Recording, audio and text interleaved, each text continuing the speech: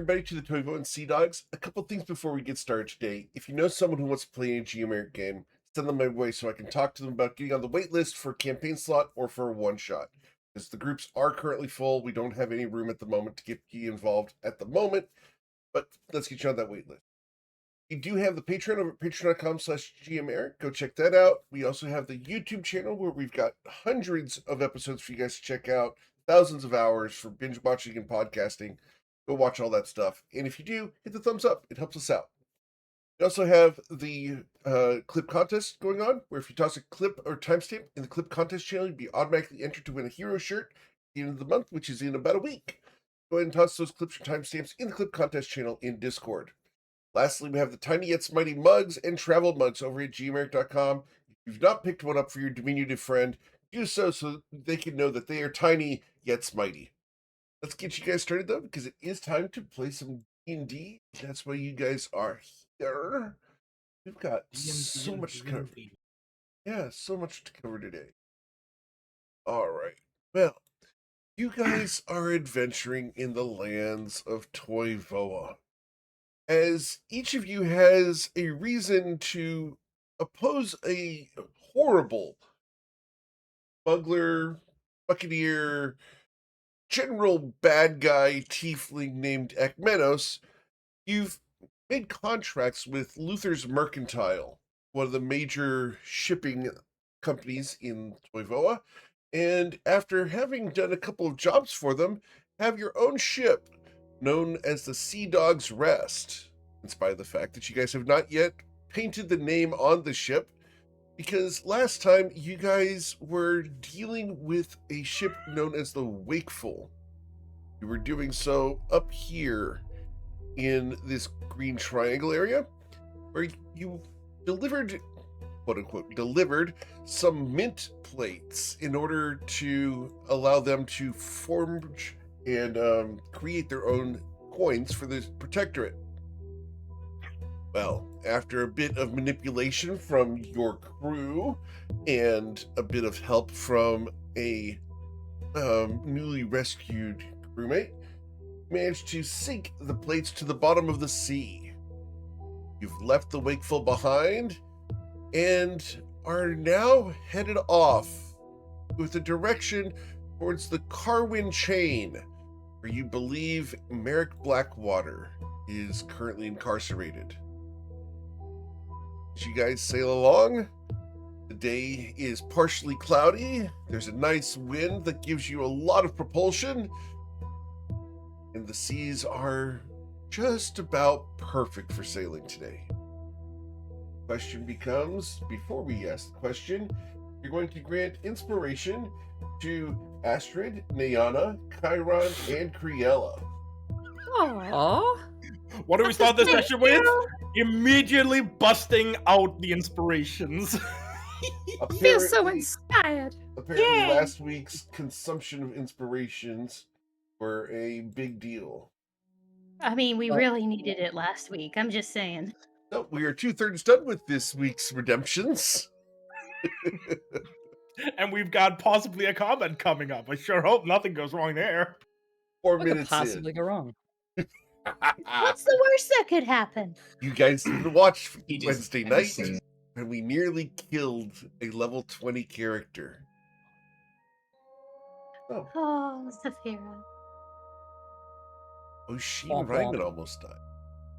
Close. All right. So, as you are sailing along today, what would you guys like to do? Who's sailing the boat? As Valrath didn't want to be left out, and he has also been granted inspiration. The other person left is a Thana. Thank you very much. And I am sailing the boat. And I'm navigating. Navigator's tools has been rolled already. Very well. And a Nana Thana has is been working. granted inspiration. All the redemptions for the day are done 6 minutes into the session. Is that a record? That is a record. All right, that's I think everybody. they know us or something. 5 minutes in. Yeah. Listen, I guess Yes. The challenge Nana of the groups is is to beat that all of them done in 14 minutes. Yep. record. All right, well, don't expect any more of those because that's all they get to redeem for the rest of the day. I mean, We need to use them very, very you carefully. sound like a probable guy. I'm sure if I slid a 20 under the table, you'd give me another No. Shoot, shoot. Really? Not even for a 20? It doesn't Dang. work that way. Morality Maybe. is key. Maybe a coffee cupcake or 3. Nope, I don't drink coffee. Nice try. Don't try to have delivery of Little Caesars either. And that'll get rejected at the door. No, I Order cannot Little be Caesars bribed and by Domino's such for the measly fight. attempts. We need to up our baked goods game, guys. Gotta come up with something. I know one thing that can get through, but they're too far away. Jaffa cakes. That's a Saturday morning treat. Yeah. All right. Well, with the I'll offer a pack of 24, Tim Tams. with Say that again. Sorry. the I'll 24, offer him a big pack of Tim Tams. with pack of Tim Tams, I literally have a package being sent to me with Tim Tams in it right now from Australia. So with the 24, Valrath, you are nimbly sailing your vessel, smoothly keeping the ship as level as it can be. It's a delightful day. Your hair blows in the wind. The only thing that you're missing is some purple tips. That's not this dude. Too soon. Too soon. Enjoying the sun at the helm, wind in the hair, as everything should be, as divine inspired. And Nyana is working the ropes with Chester, alternating between, I guess, using sign language with him, but then also singing a random CGAT every now and then as she's working. Did Nayana introduce Chester to everybody else last time? Right at the tail end, yes. Yes. Okay. Yeah. Yes. Minimally. She just said, this is who he is. This is why she wanted, basically why she wanted him so badly. So we've got us plus 2 additional crew members on board, is that correct? 2 NPCs. We need Chester to check and and- make sure. Leaf. Oh yeah, we have life with us again. Yeah, Timu Stepidon He got only lightly traumatized. Timu Stepidon. versus Stepidon, who was Leave versus my socks Stepidon, who was alone? fully traumatized. Oh my god. He's gonna be referred to Timu from here on out. He's Timu's. Keep Amazon. Sometimes. I mean, if he does good work, he might get upgraded to Wish. Wish. Stepidon. I don't know, like, what if- He's gonna kill us in our sleep now. I, for one, think that life should be just called life. Most because I found that humorous to me. Could we saved his life? Yes. Well, technically, by not killing him, by us not killing him, we did spare him. So we did save him. I scared him a little.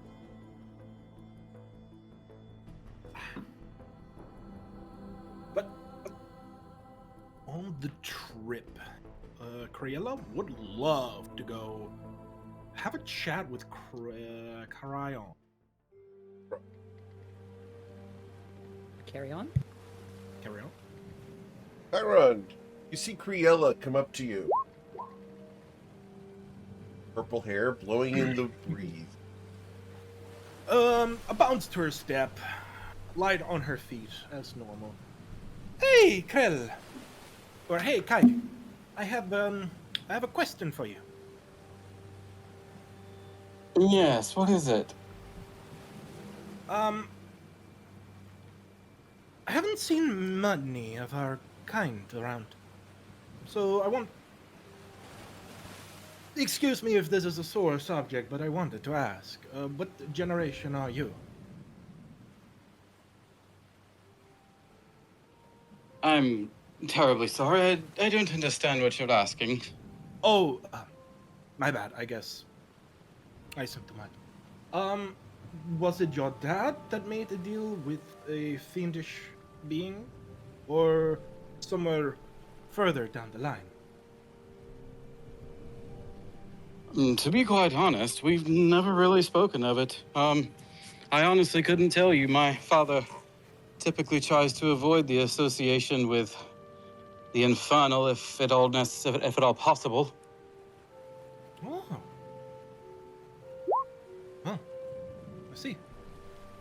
I, for the matter, am second generation. My mom and dad. The curse didn't seem to strike with my dad, but struck with me. Yes, I am aware that there are certain arrangements, as it were, that were made between our kind and the infernals, but we haven't really covered that in my particular family tree.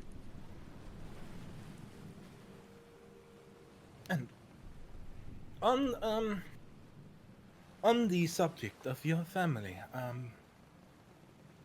the way you have spoken about your dad, it leads me to believe that you have no fun.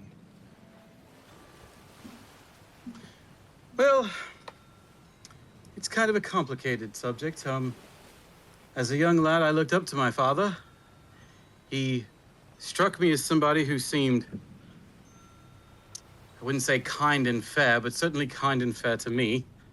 But his political dealings, as I got older, I began to gain agency, as you see, and I began to understand that some of the things my father did I didn't like until I saw the deal that he made with what I'm assuming was Archimenos.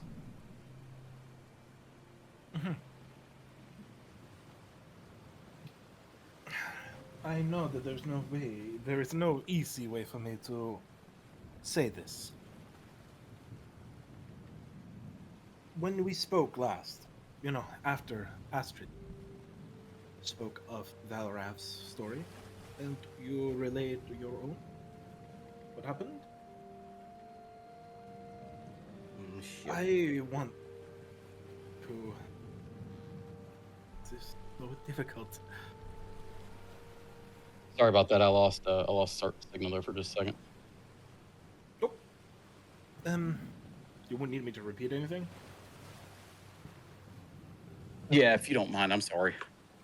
What part? I cut out. It cut out as soon as you started talking. Your internet hates me, got it. Sorry about that.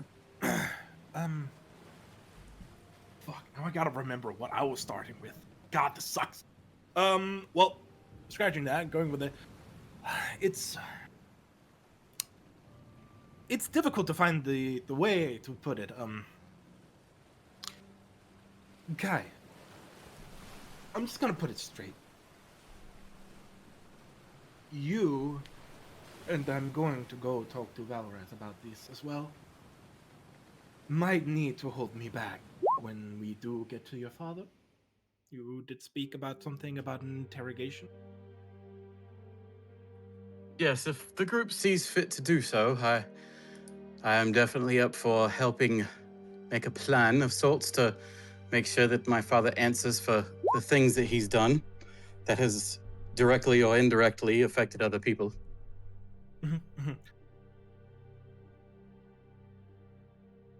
Would you mind your father dying? It wouldn't matter to me one way or the other. He died to me 10 years ago when I found out what he was. Oh, that is. I had gotten worried when you talked. Splendid news. It's because when you spoke about that, your father was probably might have been behind the pushing and punishing of other merchant families getting hunted, being brought low. I couldn't help but imagine him being responsible for my tragic. And if he is responsible for that,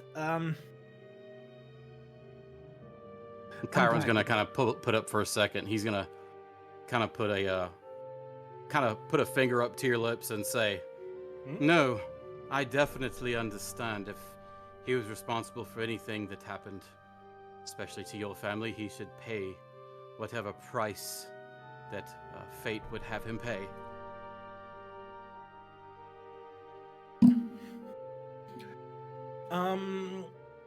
Like finger still being there, maybe retreating a little bit. The smile is split by it, and before you pull it away, she gives a small peck on it. Just a. Oh, Kai, you and I will be fast friends. So I would imagine so. Time can tell. Time can tell, but I have found that hate for a common man usually brings people together faster than other things. It certainly seemed to done so here. I can't speak for the others. I just joined. We'll see. We'll see. Yes, indeed. Oh. Do you have anything else? Do you have anything for me before I skedaddle?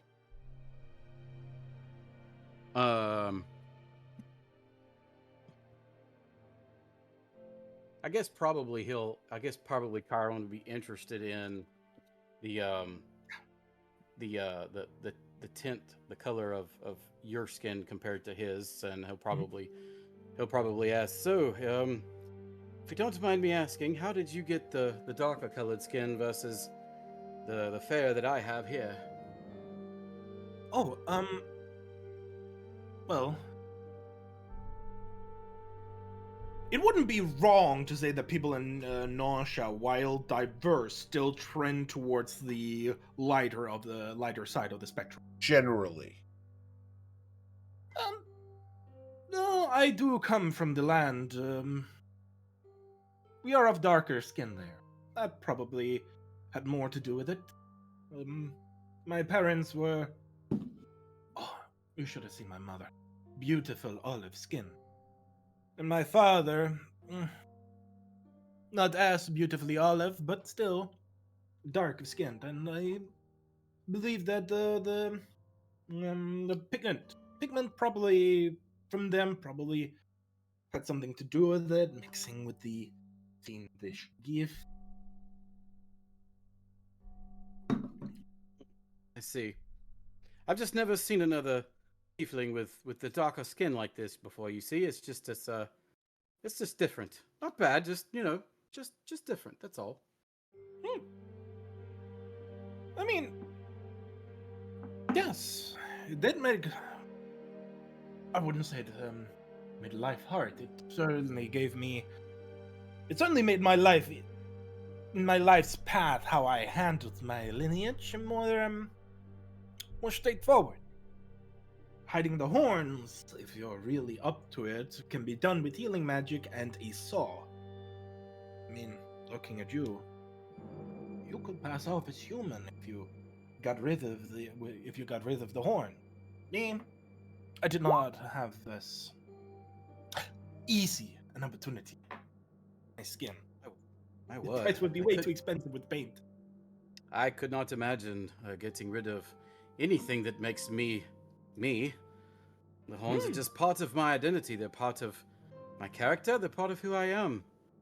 I could not imagine getting rid of them for the thought of any other person, especially some narrow-minded fool who looks at them and thinks that means something bad. I do agree with you, and I'm glad that you have. I don't know if you found your own self-worth faster than me. It took me some time to come to terms with how I look.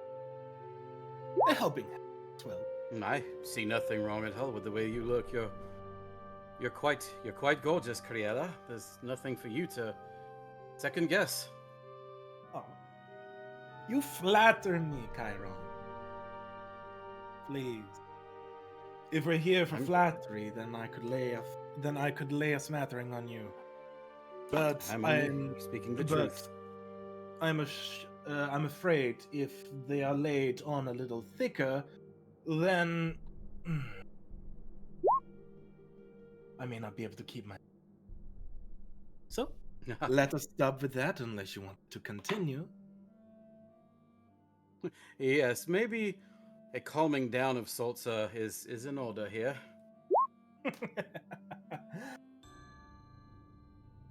But you don't look half bad yourself. No. Well, I'm quite a mix of between my mother and father. My father did not have the red eyes you see. I got my eyes from my mother. However, my mouth shape and my nose I got from my father's lineage, although it's not his nose, it actually belongs to my grandfather.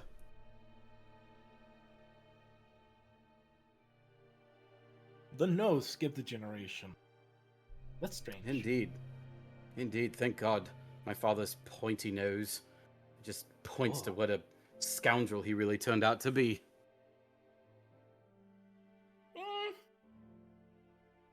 Maybe, but one's appearance does not specify what one does with it. Indeed.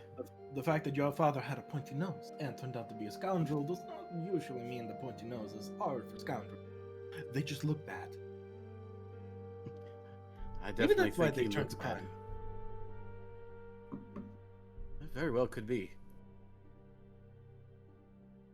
In any case, I'm going to return back to my thinking here as I meditate, looking out over the ocean, unless there's something else I can help you with, or unless there's something else you wanted to discuss. No. My bad. No, I think we went over it all that I had in mind. I will leave you to your meditation. I too should probably get my own physical exercise in for the day before we begin losing the last light. Goodbye, Chiron. Indeed. Farewell. With a small mockery of a nobleman's bow made in jest, she backs out and leaves. Oh, where does she go? You have the entirety of the boat at your disposal after leaving that cutie Chiron at the rail. Where would you go? One thing real quick as Criella walks away, Chiron's going to kind of just admire for a moment and think to himself, what an intriguing young lady. And Not turn blind, right back huh? and definitely not. And he's gonna turn right back around and brood at the ocean scene before him. Cool. Is Criella making any sachet movements as she walks? I don't think she's a shade. No? There's no catwalk, but there's maybe a little bit more bounce to her step. Understood. Is there a tail that she whips back and forth? Does she have the tail? Yeah, I think she has a tail. Okay. Probably the tail normally, like... The tail probably sachets back and forth normally, Understood. but now it's like... still, like, flowing almost. Understood. And, Krayla would probably head over to the helm, assuming that's where Delrad was. Sure. As the towering blonde man controls the ship with his bare hands, you'll see off to the side, and you'll tell me if I'm wrong, that the navigator stealing glances at his flawless figure. Oh, yeah. Yep. Where are we now? Oh, look, there's Ithana on deck. Briella's walking up to the two of you that are near the helm. Oh. Hi, Criella. Hey, Astrid. Valrath? A pleasure, I could actually catch you both. I wanted to,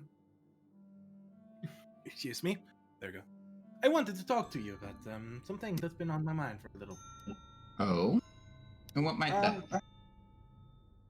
Well, Valrath, you weren't there for it. I assume Astrid told you? Of Chiron's, right? She sort of turns to you, Astrid. She nods. He knew I was going to. Of the, No, not your store. Not your store. I meant Chiron. right, of the observed potential interaction of somebody who couldn't quite identify, but speculates. Yes, and more importantly about how it some days ago. He has reasons to believe that his father might have been either pushing.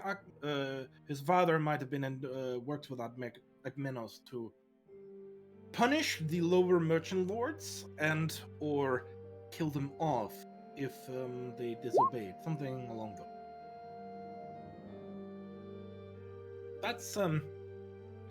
That's the more important part.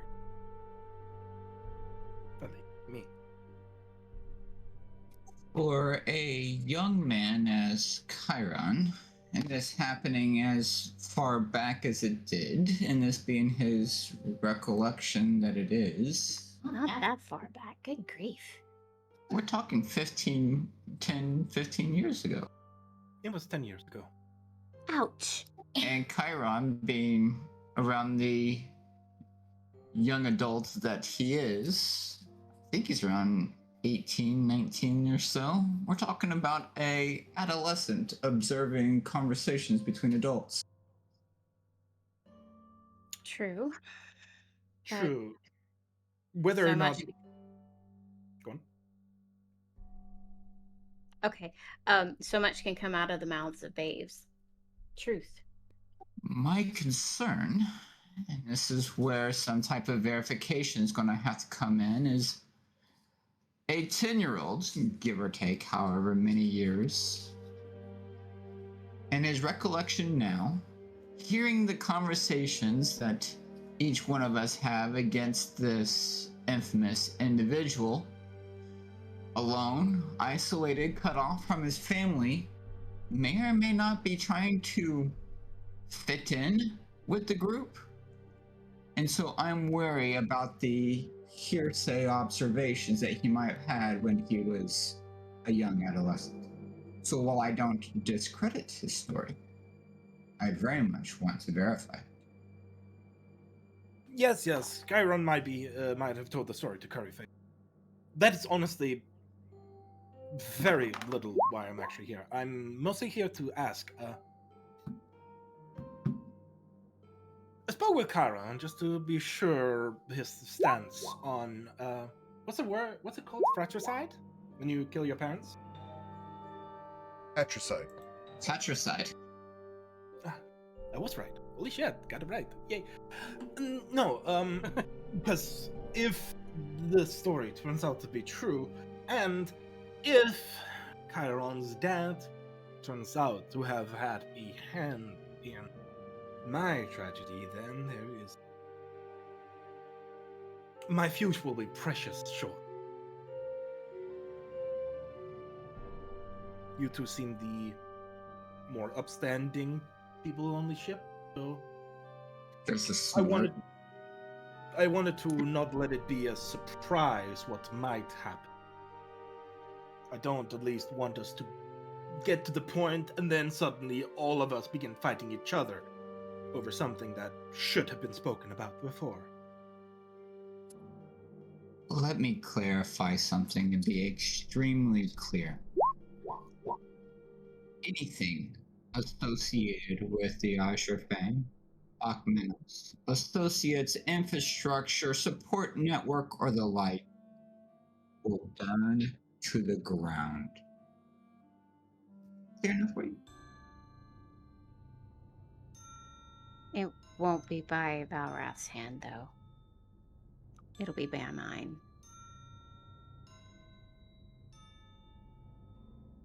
But I'm sorry certain to everyone say- else has a reason too.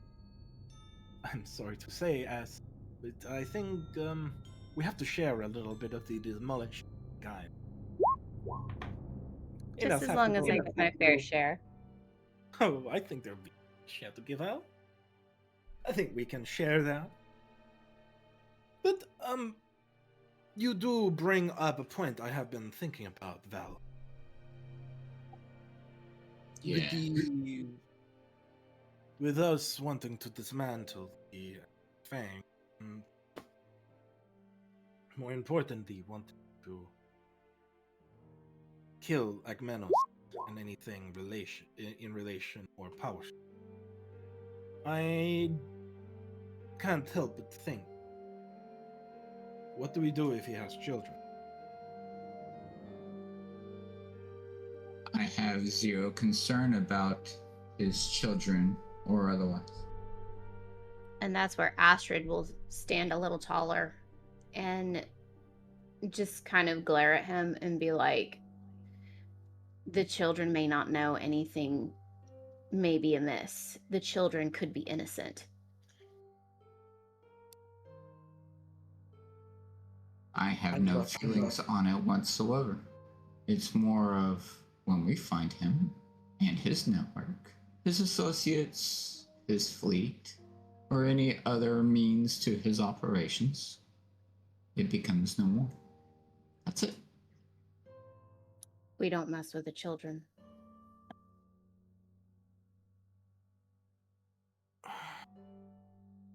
And just brings. So, when I was adolescent, I had a great teacher who taught me about the very important, the circle of hate. If we are to kill Gmeno, just have children, if we don't deal with the children, we better fucking hope that they are both stupid and weak. For otherwise, they will come after us. Are you afraid of a challenge, Corel? No! I'm more saying, if we don't kill the children, there's a very real possibility they will come after. And I call and that job security. What? At a time to be determined in the future, when they've decided that they are old enough to make decisions for themselves, if they decide to engage in some shape, form, or fashion to make amends, if it were, then it's my opportunity to introduce them to the divine, sooner rather than later. But at this time, they are not of age to make decisions for themselves.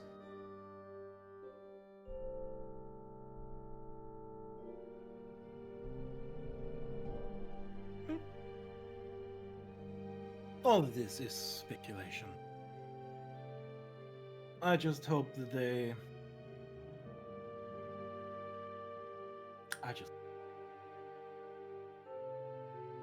Do you need me on deck for anything, Val?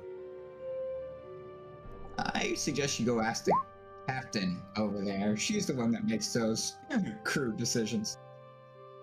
Understood. Val nods. Nods. Turns. Walks over. All the like bob in her step gone. More determined now. As Kriel is coming toward her, Nan is staring at her, just wondering, is it speculation? Is it...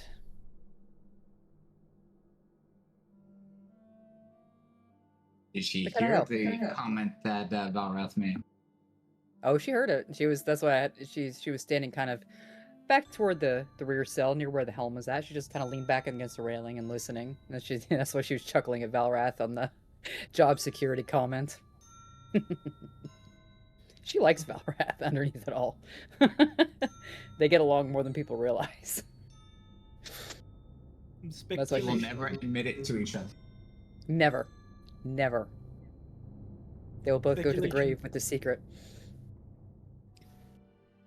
Speculation for what, Nate? Well, she didn't say that out loud, but that's why she insight Oh, checked. she thought That's that. why Oh, she. sorry. Yeah, she was thinking that's kind of the inside check. Is like, is it speculation? She's reading Creola's kind of body language and facial expressions as she says that. Speculation on. The Just the whole. recollection of something seen from a 10-year-old's perspective. Are we If are we it's talking just- about the Chiron thing, or are we talking about like the child thing? The child thing. It's Oh, like, is it just speculation, or it's does no. Creola have more invested in it than she's letting on? Oh no, there is speculation. You don't get the feeling that she knows more, but with a 15, you get a grim sense that with the talk of children and the talk of, like, well, what if we don't kill them? Like, Krella is oddly determined walking away from that, not denying that that's a possibility. Okay. But as for things to do on the ship, which I'm assuming that's what she came up to ask her. After that, like, as she gets closer, the bounce in her step sort of returns. Her face sort of not unscrunches, but sort of like gets the happy jeer or smirk that she usually carries. Well, as she comes up now and asks her, Penny, for your thoughts. That would be selling my thoughts very cheaply. I acquire at least the silver. No, sort of looks over. How much of it did you hear? Good bit of it. Yeah. Oh, it was mostly just about whether or not what Chiron told us about. If he's telling the truth, and as you probably heard, if that his dad actually had a finger in my tragedy, then I'm probably gonna kill him. I'll probably wait until after we've squeezed him for all the information, but justice must be served. I'm inclined to agree. You find no objection from me. You know, every time I open my mouth, I find myself liking this company more and more. Now, on the thing about the children, that's a bit harder one. I can. No, go on. No, she's listening. I can't see where asked coming from. Not wanting to kill them, and yeah, I just can't help thinking that won't result in more harm being done later. Well, there's no way to know for sure, is there?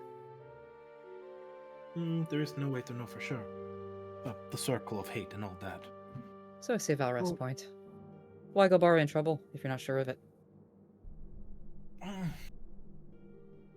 Well, the only way to stop the circle of hate is either to forgive or to burn down the circle. Well, unless you, are you certain of his children? Does he have any that you know of? Oh, no. Do not take this as me knowing something none of you did. I don't know if he has children. I hope he does not have children. But I have to not live with. I have to realize that there is a certain possibility that a vile roach, such as Ekmenos, probably has a woman in every port. I'd agree. More than likely he does.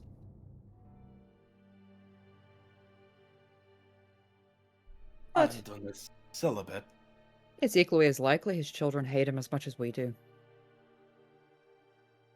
The children he's even aware he has.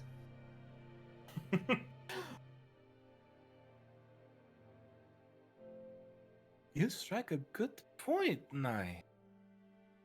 Maybe. And Well, her we demeanor might. gives the impression that she's met many a sailor like him, with a woman in every port and probably many children they're not even aware of. You know, you bring up a. I don't know if you meant to bring up this point, but assuming that they're competent children, we could maybe be in for some recruiting, or at least putting out some feelers. Now you're talking. Don't always go down the doomy road. I hadn't considered the fact that they would actually hate him. I guess I'm a little bit more of a pessimist. Well, look at Chiron. Gives me every impression he despises the man who sired him. But that's mostly because of a failed promise and betrayal of trust. Just as likely with any spawn of Akmenos. Wouldn't you agree? Oh. He So, doesn't strike me as the fatherly type. I guess it all depends on the mother. I'd agree. But we can speculate all day. But the ship needs Right, but rigging that- done, and what do we need to do first? Oh, and she looks around. Chester and I have got the sails pretty much set. One hasn't changed. They've got If you the want, I can navigation. go. If you want, I can go into the crow's nest. You had a spyglass, right? I do, but I'd like it back. And she does reach into her coat and hand it over. Sort of takes it gently. Gently. I Well, we shall could be use careful with it. we could use some eyes in the sky. Hey. If that's where you'd rather be. This is that running around on the deck. I don't mind being up, Just as long as it's relatively calm waters. don't fall down the rigging. What do you take me for? I'm a sailor. And she kind of side eyes Chiron. On one hand, I really want me to just roll natural ones, climb up, become the second fucking dream catcher. The monk who's extremely dexterous? Yeah, that would track. It's like the monk that is A, extremely dexterous, and B, already a sailor. Extremely Would be dexterous, but funny. not so coordinated. The ultimate dichotomy. Actually, that'd be a paradox. But yeah. But yeah. I'll be doing Karela it. will head to the crow's nest. Cool. And So- be on the lookout. As we So try to avoid wander going on up. into an Alanis Morissette song, can I get you to roll your acrobatics or athletics? Acrobatics is pretty good. As Nana crosses her arms and watches. Goes up. No problem. Maybe a bit slower than she would have liked to. Yeah. It's a new ship. And Nana kind of turns her head and gives Valrath kind of the side eye look. Chuckles and All that posturing, and that's what we get? Okay. guess she does kind of wander back over towards the helm and just kind of stand there with Astrid and Valrath as she's watching. I'm So, actually make her down way up- by. Oh, did you go down? Yeah, I'm actually down by Isana at the moment. We're having a little chit chat. Oh, that's in- right. You'd walk down the deck. So she's standing with Valrath at the helm. Correction. Though, that whole discussion on children, if she's going to burn that and the generational to the ground, and she's threatening to kill Chiron's father, does that mean Chiron's days are numbered? It's a valid deduction.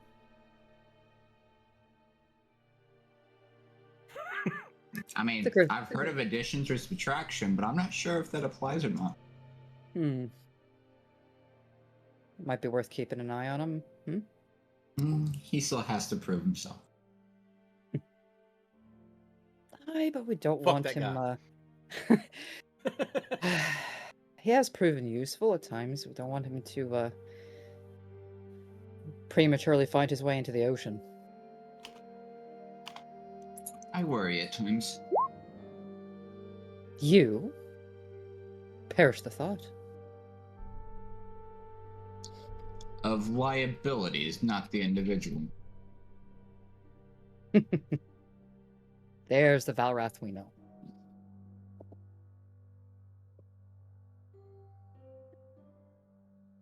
Everything It's in one terms of thing in assets the- and liabilities. It's one thing to be waving through bodies that don't know they're dead yet and being afraid of catching a firebolt to the back of the head. That's a valid worry. Or a lightning bolt. We're not going to talk about As that. he pointedly looks at Niana. And she actually half good naturedly just kind of looks over, flicks him off. So on brand. Of course, that's already happened. Mm-hmm. What? No. But she just kind of looks upward and checks the sky. I guess by this point it's probably, what, midday, getting towards evening? Yep. Though, she does seem quite skilled. She kind of looks up at the crow's nest. Yeah, she does for now. We'll get to see her in a fight.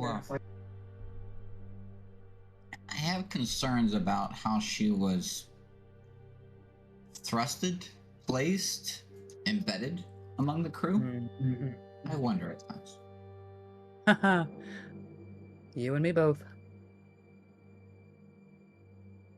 Is she a Luther plant, or where does her loyalties lie?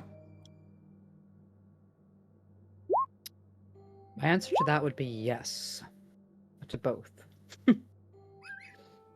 Hey, Anna, you're going to feel something on the side of your cheek.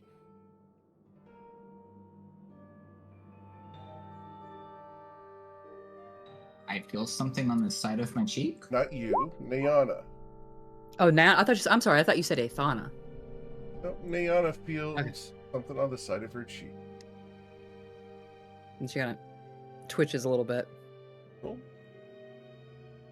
As you twitch a little bit and you reach up, you're going to feel a hand there. And as you feel that hand, you're going to sense a bit of a presence next to you. You look over and you see a spectral figure standing there.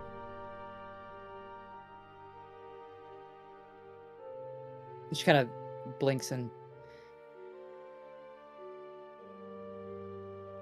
I've had no rum today. That's not possible. And I guess the Valrath, she looks like she turns her head and she's just staring at literally nothing. Valrath, Do I there's see anything? there's a ghostly figure standing next to Nayana, attempting Oh, to we can caress see her him. cheek. Diana, is this a friend of yours? And it's when Valrath says that and the realization happens that she's not the only one who sees this. This isn't a hallucination. Just like, Bloody hell. Hello, treasure. what? Where? James, now are we? And she doesn't move her eyes, but she just has kind of sidelong as like, Valrath, you say this too, oi? He called not you going to- treasure. Is there a story behind that? Oh, So we've you got a seem- good many stories.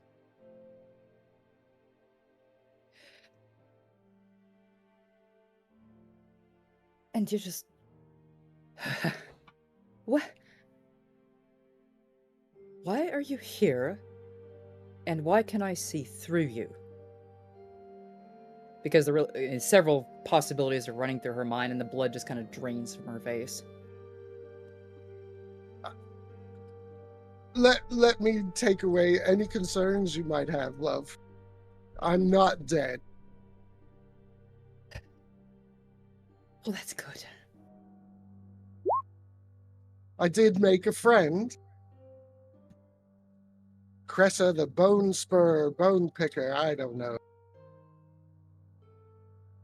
Some kind of sea witch. She said she'd let me come talk to you if I helped her get out. Where are you? That's a right good question, ain't it, love? How are you? You're alive. But that just means you're breathing. I am alive. I've been better. Bastards took my shoes. They took your shoes.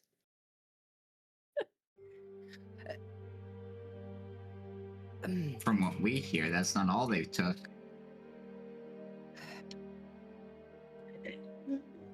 Took my shoes, took my crew, took my ship. This Hydratha still floats then? Last I saw her, I haven't seen much.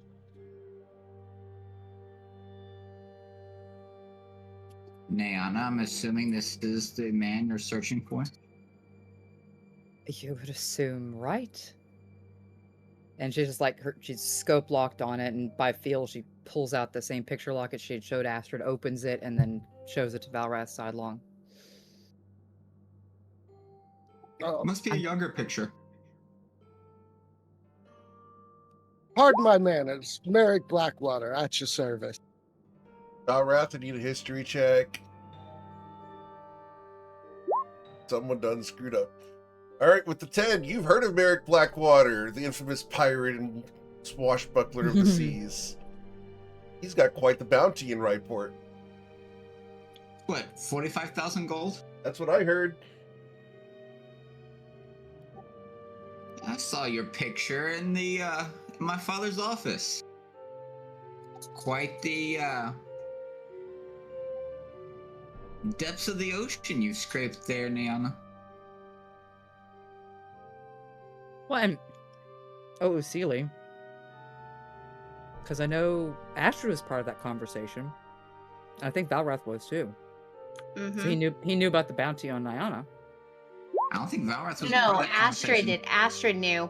He didn't. It was completely on the docks, just you and me, Mhm. and it was very much a history check at that point, and I rolled exceptionally high that time. And Oh, that's she fine. I did guess at not this point- inform Valrath.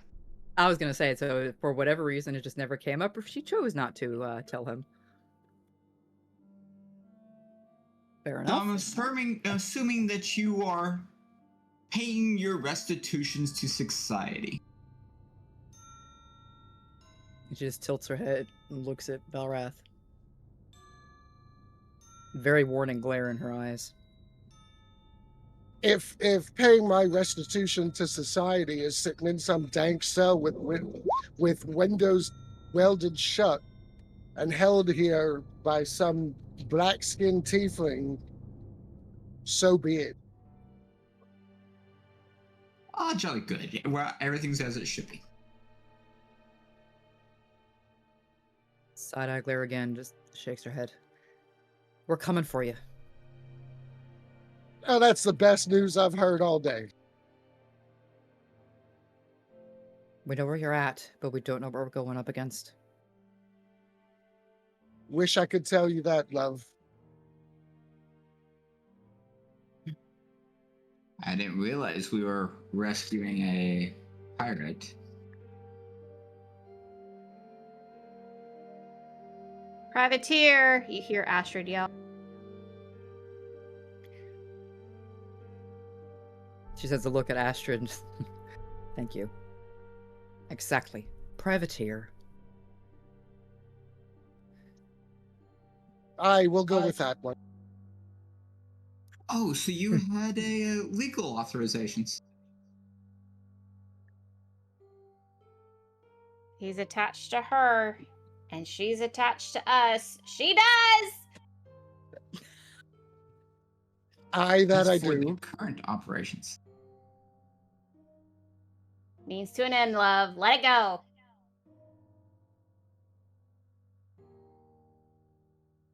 Well, and in that moment, Nana just kind of reaches out and just kind of tries to touch his lapel. I'm assuming her fingers just kind of go right through. Yeah, her Results. fingers are gonna pass through.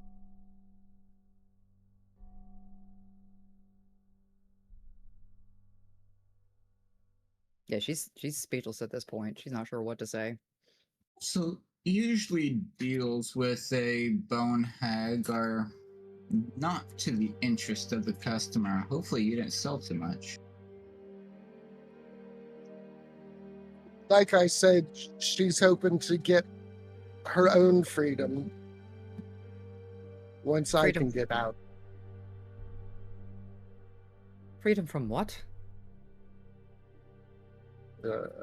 She's a cellmate. Well, not a cellmate. She's next door.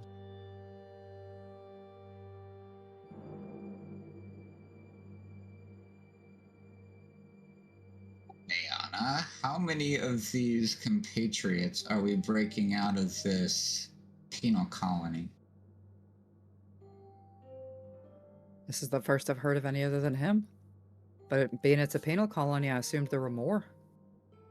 Which, by the way, Akmenos is spreading the story that he marooned you on an island. That wouldn't surprise me.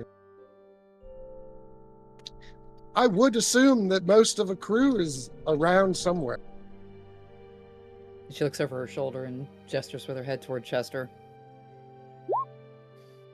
Managed to grab up one of them. Cat still got his tongue, eh? Chester nods emphatically and waves before going back to work.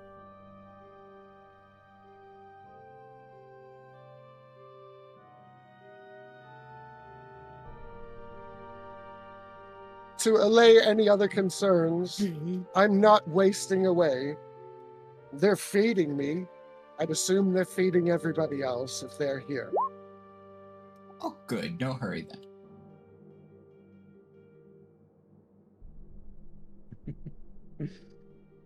Yeah, because Nana's looking him up and down, and it's like assuming the image of him is like a accurate representation of what he currently looks like.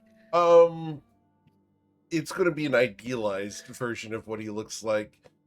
Probably like the self image projection of how he sees himself in his mind. Yes, and based off of the projection, it is the Harlequin novel version of what is already a Harlequin novel version of a pirate captain.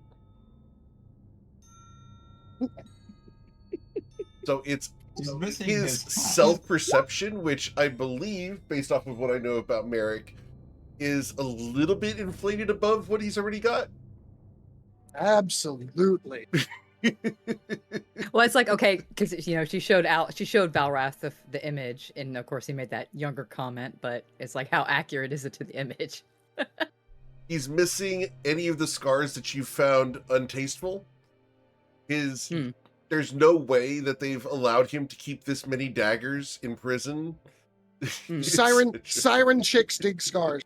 Yeah, exactly. So, but you see that the image is beginning to flicker. If you've got any questions for me, love, now's the time. The spell ain't gonna last much longer. And she kind of actually stutters a bit, at a loss for words, and she kind of looks at Valrath, and she's... Number of guards, number of rotations, how many shifts per day, anticipated strength in numbers. Come on, Captain. What the shiny boy said.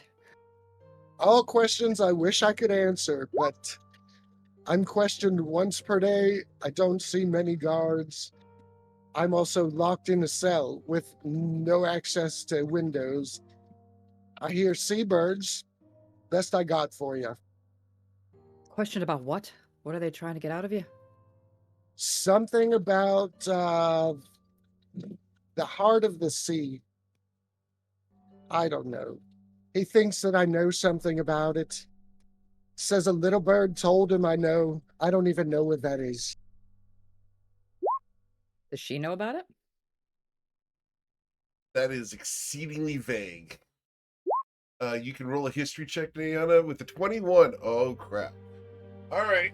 I get to send this to Welcome. Neon. Welcome to the levels of River. Congratulations. I'm keeping these dice. Now, of course, as soon as I said that, it's going to betray me.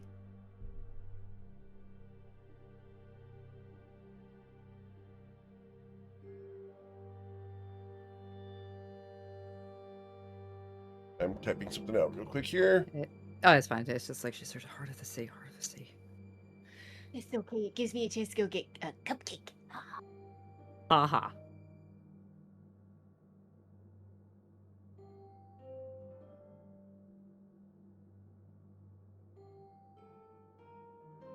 There you go, Niana. And Oh, you would okay. know of that just because of that.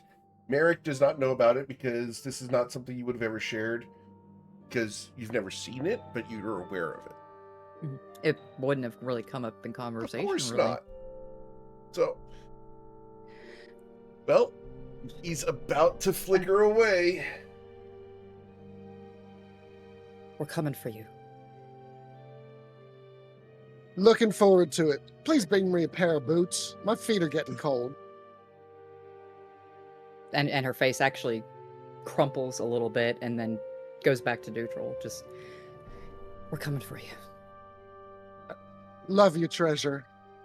Hope to I love see you you too. soon. And then he fades. Thank you, Merrick, for coming in. We appreciate the cameo and happy birthday. Thank you. Happy birthday to the player. Woo. Oh, happy birthday. All right. Now leave. As the vision of Merrick fades, you're left alone on the ship with the rest of the crew. That's a softer side of you than what I've seen before now. And you're a little shite that we'll discuss later. But she actually takes a big exhaled breath and is just trying to Heart of the Sea. And yes, there is quite a sizable bounty on both of us. If Asher didn't tell you, you'll have to take that up with her.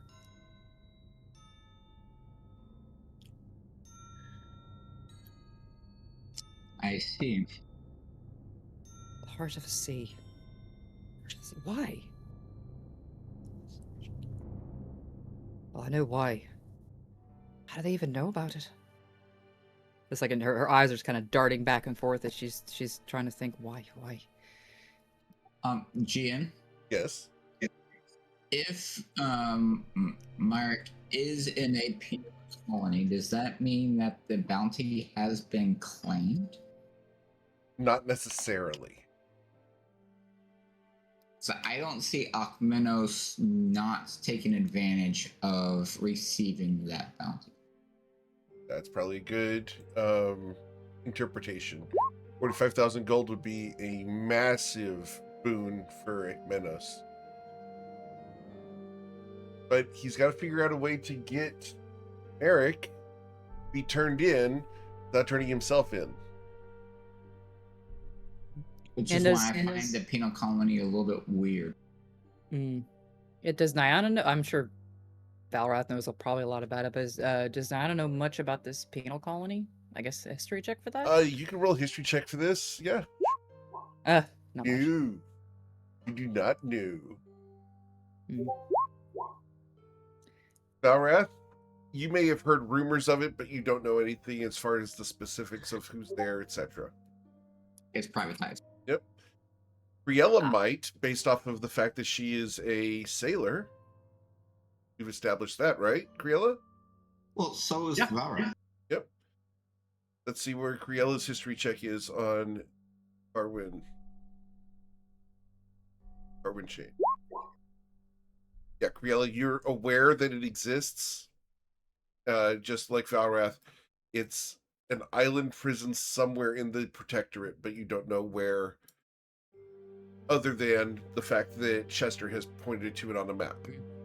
So it's a protectorate penal colony, not a. It's in Protectorate waters. Okay. That doesn't make it a Protectorate penal colony. It just makes it in Protectorate waters. And I have to be very clear on this because I have people who are very good note takers in this group. I feel very pointed out. So can we Who use may the not word actually Maybe write them me. down, but have great memories about things like guard rotations and landscapes, etc. So, can we go so far as saying sponsored or supported? I will not. I refuse to go that far. From Well, and- Valrath's perspective, perhaps. From Criella's perspective, no. So I'm going to have a dichotomy of misinformation that I'm going to provide to my players. Criella views it as it's where pirates go to get imprisoned, period. And Valrath is it's a jail inside of Protectorate waters. It's got to belong to the Protectorate. So Which that makes it a dichotomy legitimate target in his mind. valid in his mind. I'm just proposing the information that the two characters have, which is at odds with each other. Cool, Criella? Mhm. Yeah. All right, cool. And was Crayola standing there and saw and heard all this? Oh no, she's like basically I at thought she was up in there. the like at some point she leaned over, saw that there's a ghost on board, and that took all of her attention. She's like, "Huh, that seems fucking weird." Is Criella eating popcorn in the process? Can I get an Arcana check from Criella? Because, based off of backstory, she might know what just happened. Okay. 13. Do you understand that there's a magical spell involved? This was not actually a ghost, but you don't know what spell it was because your arcane knowledge is not high enough to get that. Cool? So I think at this point, like when there's a small lull, Crayola again jumps off the crow's nest. Slow fall. As you slow fall back to the deck, Yep. How long does it take and how fast is the boat moving? based off of physics, you can still land on the deck. Sorry, just throwing that out there for shits and giggles. Yeah, like I slow fall at rapid the calculations. beginning, and the boat just like leaves under me, and just like fuck. That would Sorry, be just gotta hilarious. put that image out there. I thought it was funny. It's funny. As a Man question, overboard. would Valrath turn the wheel when she jumps? The thought would cross the mind, but he wouldn't execute that. Based off I of mean, what it I've is one of- seen on the Deadliest Catch, she's fine. But yeah, so Corella jumps over, lands on the deck. What the hell was that about? What was the acrobatics on that one? There's no acrobatics needed. Slow fall. Okay, cool. Yep. Acrobatics would only be to make it look pretty. You know what? It needs to look pretty. It looks Looks really pretty good. There you go. There's your score. So on the way down, she does like a somersault. Lands. Oh! What was Ghosty McGhostface doing here? In the background, you see Astrid with the scorecard of a 10. Now we need merch of Astrid holding a scorecard. And there's like an applause in the distance, and we're all like, huh? And then we go Polite back to what we're applause. doing. It's the hand on the hand on the back. Polite applause. And she asks, what was that? That. It's like because her face is still like registering the shock. Was my husband? Who is apparently alive, thankfully. Oh, well, I'm happy your husband is alive. And I'm also happy your husband is a powerful mage. Well, I wouldn't call it a mage. Crest of the Bone Spur, I guess is that, what role would that be? I don't know who that is. Ooh. I'm going to say flat out no. It is impossible I for would you think, to know who that I is. wouldn't think so. And Valrath I can know. directly. there's a reason for that, and you will eventually discover it, but it is Mhm. way down the road. Fair enough. Would I know who that was? It is impossible for you to know who that is. Okay. It's a Thanos sister. It is impossible for you to know who that is. Well, apparently. Because she's going back, she's like replaying the conversation in her mind. So they're asking about the heart of the sea. But again, how would they even know? How would he even know about that? The sea has a heart? It's an artifact. It's... The sea's heart's an artifact? What does it do? It's guarded by one of the matrons of my choir. It allows control for the weather and sea weather and sea life.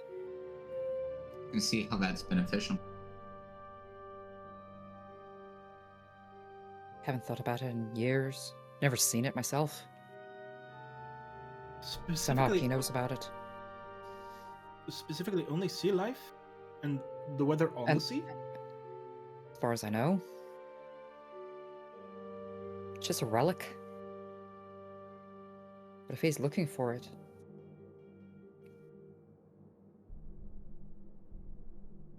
he may or may not know that the sirens hold it. When you say sirens, Crayola gets like a look at her on her face like she just tasted something bad. Ugh, sirens. Is she trying to hide that? I guess now and sees. Oh no, she's completely open. Like she has a very visible disdain for sirens. And Nana looks straight at her. Got a problem with sirens? Yeah. Taking a She couple of opens. grenades. Well, and at that point, Nana opens her mouth and fangs and hisses at her. At this point, she's not trying to hide it anymore. There's no point. This, like, 3 different types of emotions flash over Krella's face. First is when you do that, there's this tensing of muscle, like she's about to punch you. And then it goes to shock. And then sort of back to disdain. She just raises her eyebrows and smirks. Maybe we have a problem with you. A little sarcastic grin. And she looks back to Valrath. But if he's looking for this... Go ahead. Oh no, just sort of to finish that. Well, sure is a good thing we're not here for each other. Bye, Valrath. Apparently.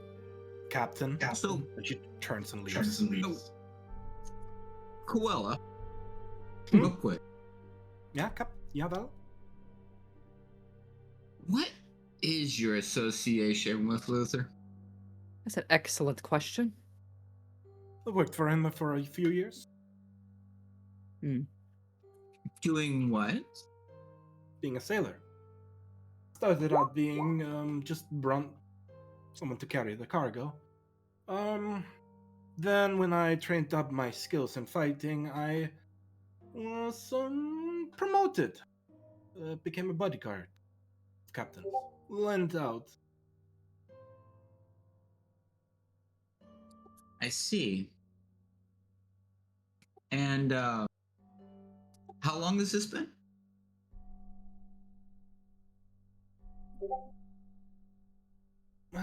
For about 3 years. About 3 years? More, probably? It's hard to fully tell, because I did a little bit of sailing before that, though I don't think the captains I sailed with at that point were working with Luthers.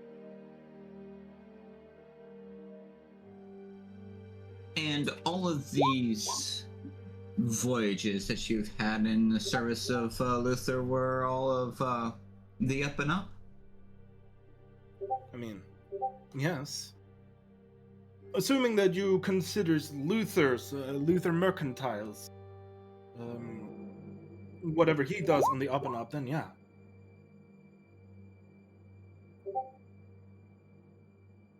$18 on an insight for that one. Yeah. Based off of what you've heard, everything that she's saying, at least she believes, and she has no reason to doubt Luther's mercantile or the situation, so she seems to be truthful. But I do also think with an 18 and a 21, you probably also get the sense that she doesn't really care whether or not Luther is on the up and up, because it's like, he's getting me closer to my goal. He could be killing people for all I not maybe not killing people, but like he could be dealing in drugs for all I really cared. Valid. Hmm. Very valid. While basically she's telling you everything that she's telling you is true, her own morality, and you can tell me I'm wrong here. Is it that her morality doesn't rely on that? It's Luther's a means to an end. That accurate? Yes, she is. From this, is like very goal oriented. She doesn't think he's a bad person, but nor does he really care. There you go, Valrath. And Niana. So do you see that a long-term relationship, or is this just a for now? I mean, for now, after we've killed Menos, there's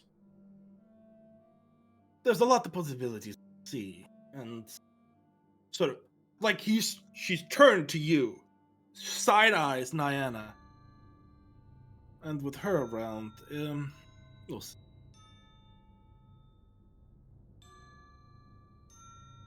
Well, and in case Zara you makes haven't, a comment under his breath of, well, she's not a very good siren. She hasn't eaten any human. She hasn't eaten anyone I'll yet. say, it's like, did not hear that? I would say with the 22, yes, because they're not exactly being quiet. Mhm. There's like one of those coughs associated with it. And without even looking toward Valrath, Niana's fist actually shoots out, punches him in the shoulder, like right here in the meat of the bicep. He doesn't flinch. She didn't expect him to. Well, in case you haven't noticed, we're none too fond of tieflings at the moment. So if we want to play that card, it goes both ways. And the smile she gives is not amiable at all. Well, let's just get one thing straight, Captain. Hmm. With you being who you are, and me being who I am, we have a common goal. Let's settle on that.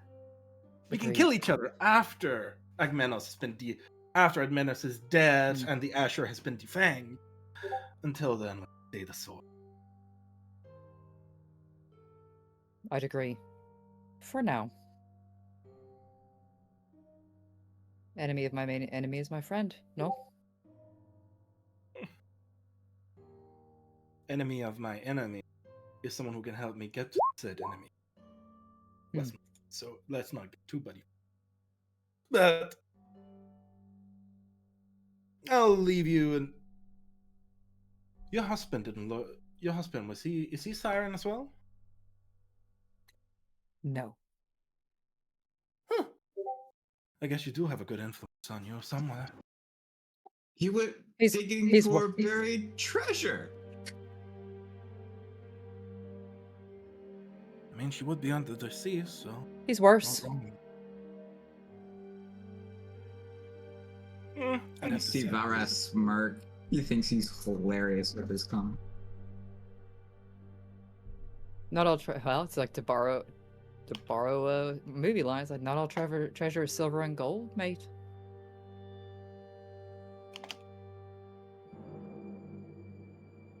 But wouldn't you agree Astrid is your treasure?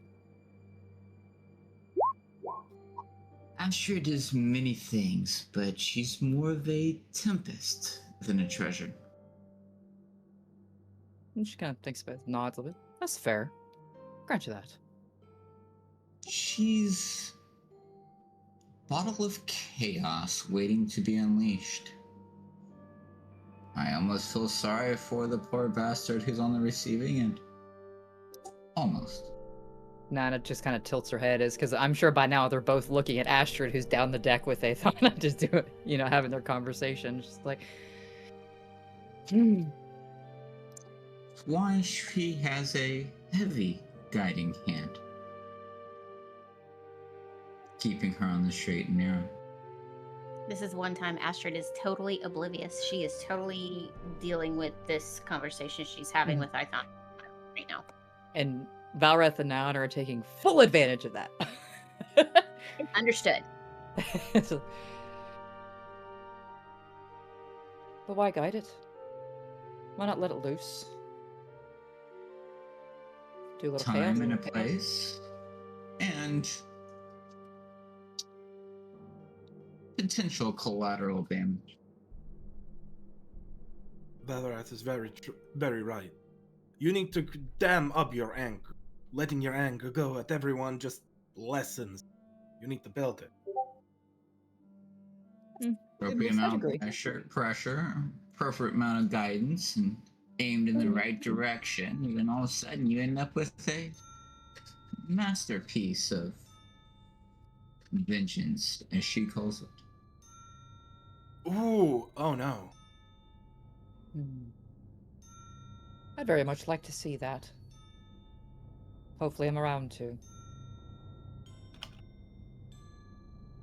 Well, we just have to make sure that we surround ourselves with those with shared interests and quality efforts and capabilities, and verdict's still out on some. Myself included? To the tune of 45,000 gold? And she just smirks up at him. But her eyes are still kind of on Astrid. That's for a later discussion. Oh, well, I'll just bet it is. I mean, I could always, once this is all over, turn myself in. Or let you turn me in and we split the bounty. She chuckles. GM, quick question. The pirating acts of the Black Waters, were they against Protectorate, or was it just in general, or was there a information operation campaign associated with it that may or may not be a smear? I need your history check. Because I think his first one was a nat 20, wasn't it? On Merrick's name? On Merrick's name, yep. So, Valrath. Damn. The That's history check. Blackwaters were, well, at least Merrick Blackwater was officially commissioned by the Roman king, Vir Sadiq, in order to prevent the drug trade from impacting the northern coast of Preston, and essentially serve as a buffer between the Protectorate and the coast. The bounty was placed there by the Protectorate on Merrick's head. The idea is to turn Merrick Blackwater not into Ryport, where he would be viewed as a hero by the politicians, but into the Protectorate. And so that's where Valrath is very much as anti-protectorate as he is willing to overlook certain slights, right, and understand some of the activities, and maybe even associate himself or see some similarities there.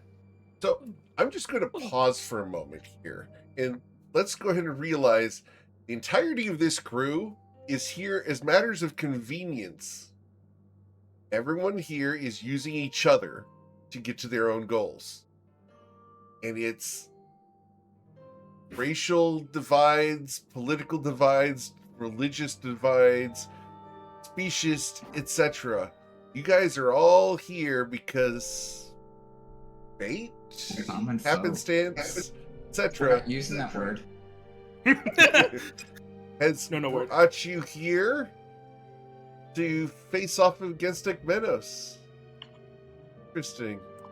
People who don't like each other, but like Ekmenos less. You know, honestly, can we say that Ekmenos is actually a good person? Look at all the people he's united against him. The Great Unifier is a Man title has I will skills. apply. Wow. Man's got skills. He is like Lelouch. The third season, I think?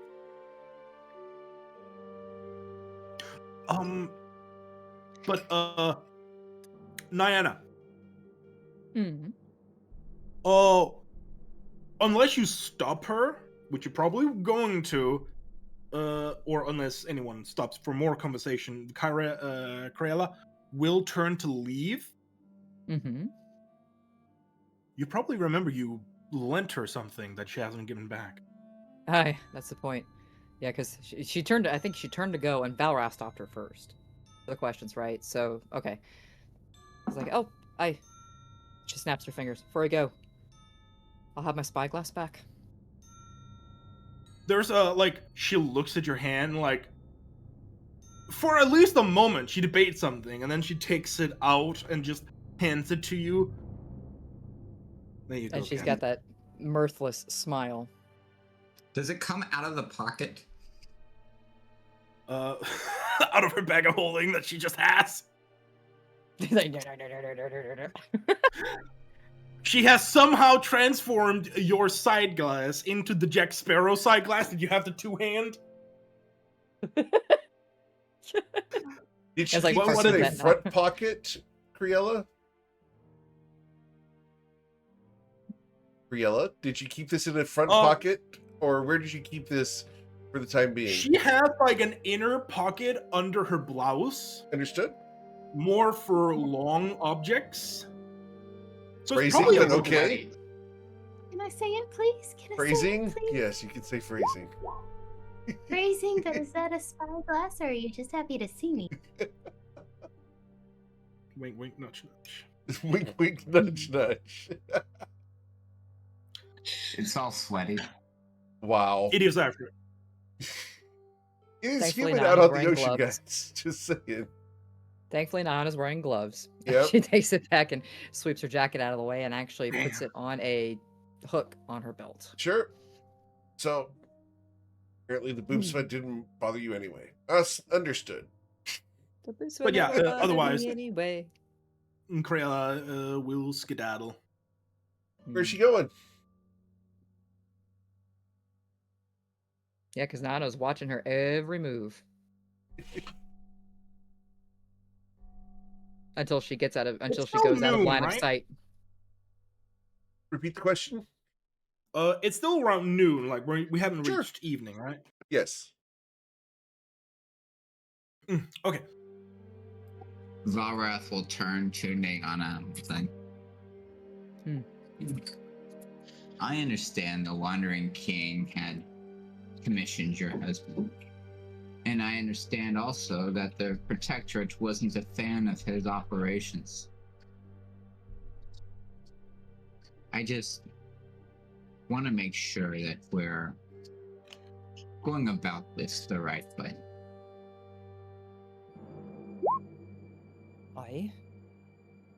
He had commissioned Merrick. And I was a part of that. Merrick always was the front man in that sense.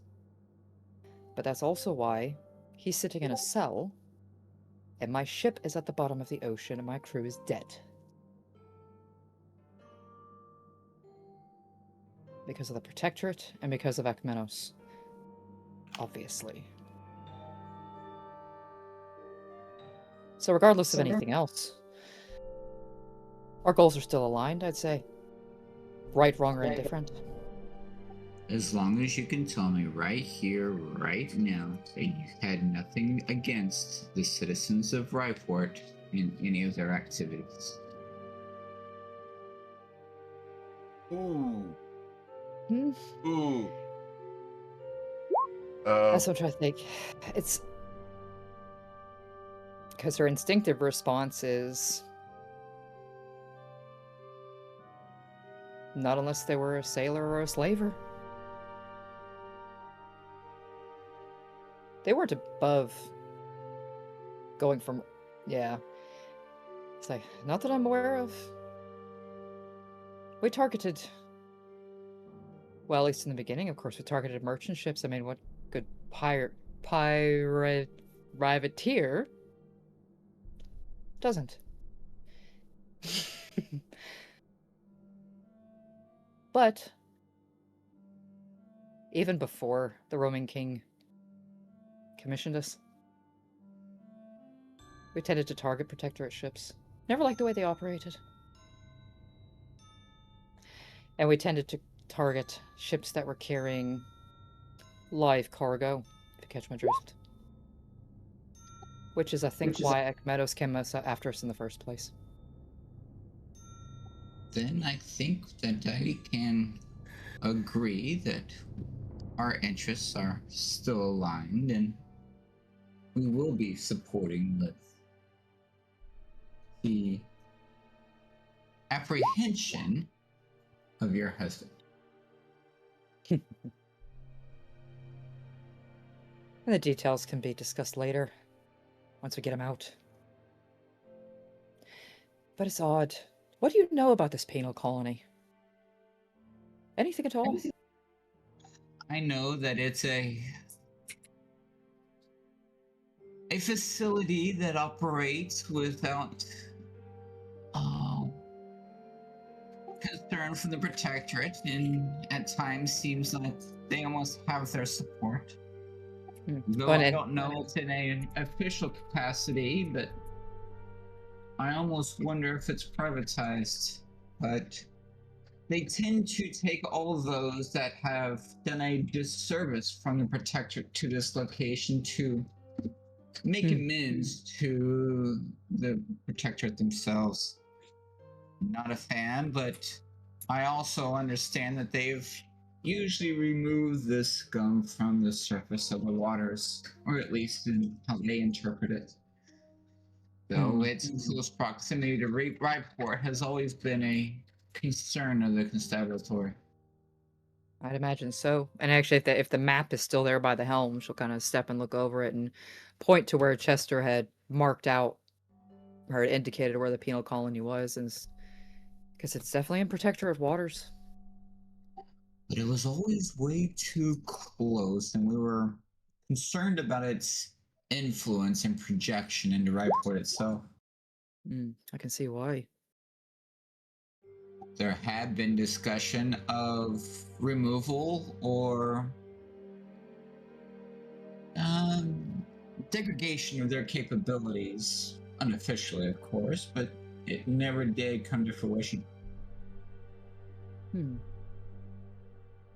So it's in protectorate waters. They take protectorate prisoners there. But who runs it? Is it the protectorate? That has been unconfirmed. If not officially, then at least unofficially. Interesting. But it's always been a power projection platform that's been a thorn in our side for decades. Well, then, as we're headed towards it, I think we might be doing a public service, wouldn't you agree? Especially if it's run by those of ill intent. Exactly. So I venture to say you're upholding your oath, aye? She smirks. And amenable to removing of protectorate interests in the region. Exactly. Keep it to the truth and all. she smirks again. She really does appreciate the way that he danced around the truth and the way he justified it to Astrid about the... She really enjoyed that. If you ever have a wanting or some type of understanding, look up the term cultural relativism.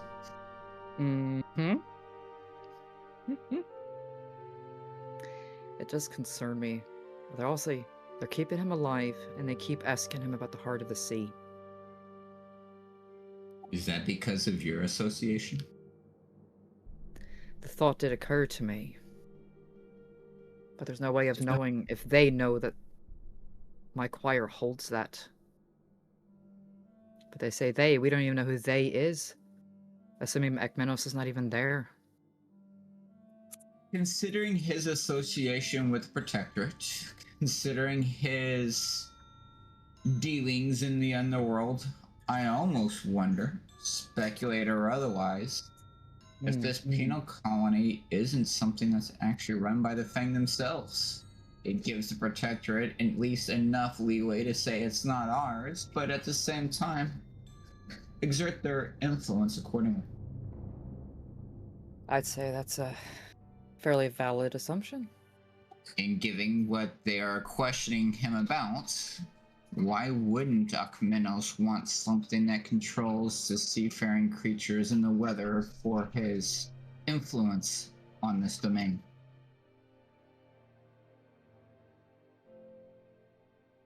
It makes too much sense. But I'm just speculating as I'm manning the helm here. Speculation can still be valuable. It makes a lot of sense. Or at least provides us enough of a probable cause to investigate what influence does lie at that. And if they're doing anything untoward, to put a cease to said actions. I'd agree. I'd also be very curious to know how much they know about the heart of the sea and where it is. But we haven't talked about the approach to this colony. Are you wanting to go in as potential investors? Are you wanting to approach this as prisoner transfer? Are we wanting to use the Fang flag and see what we can prescribe and or discourse out of them? Or are you wanting to go in heavy and remove this scourge from the seas? Well, we're certainly not taking a penal colony with this little ship, that's for sure. A ruse worked with the other ship, whose name the player can't remember at this exact moment. The Wakeful. Our little ruse worked with the Wakeful. We should probably rely on that. And maybe your new acquisition over there may facilitate said dialogue? Just food for thought. The new and she just kind of turns her head and looks up at him at the word dialogue. Prisoner transfer from the Wakeful to the penal colony? There's a play on the fact is like, you realize he's mute, right? Bad choice of words. Which means he can't put up a protest. I'll not hand him back into the hands of the Protectorate again. I didn't say give him over there. I said used for facilitation of dialogue. Stay with me, Captain.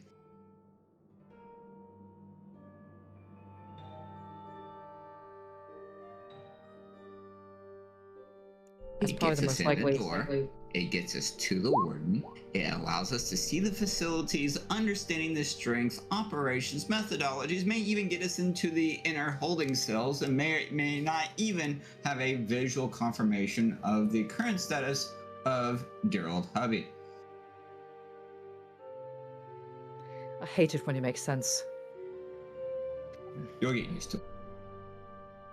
I doubt it. But that does seem like our best play. We can't take them head on. We're going in blind as it is, unless you know anything about their armaments, how many are there, how big this place is. Yeah, your husband wasn't very forthcoming. Well, hard to be forthcoming when you're locked in a lightless cell. More than likely he was blindfolded on his way in. When you have one sense removed, you must rely on the others. He did say he said seabirds, but that's a given. I was like, what keeps coming in my mind as a player is Alcatraz. Because I was like, the visual is coming in my head of Alcatraz. So Valrath may or may not begin to impart the greater principles of survival, evasion, resistance and escape. Absolutely. Welcome to Seer. Is this the Sears catalog? For the record, if you guys, at some point I will show you what I sent him as his briefing, and he has no information that he could have sent you because of the way I handled the backstory of what happened to Merrick. So tough. Sure, but Valrath is just twisting a little bit. Oh, I know he is. Of course he is. Because he's a dick. And here's the thing, and it's like, Nana's a bitch. That's why they get along. So They're known quantities to each other, and they appreciate that about each other. exactly. Yep. They have fun. They have fun with the little tete-a-tete in the back and Indeed. forth. Yeah, we provided Merrick a very, very limited amount of information, and he got to most of it. I'm actually really happy at how much he got out in that small discussion. But it's like, I have no idea what we're going into, so that's our best bet. We haven't changed the name on the ship. We still have an Azurfang flag. That's our best bet at getting in. And I'll probably have to disguise myself as that captain again, because there's no way of knowing if they know who the captain of the ship is or is not. They've likely probably met, so. Prisoner And exchange, Balrath get to just the warden. stands there stoically, appreciating the little push that he gave Niana in this direction. Then she turns her head and looks up at him. You're still a little shite. And yes, I said little. I'm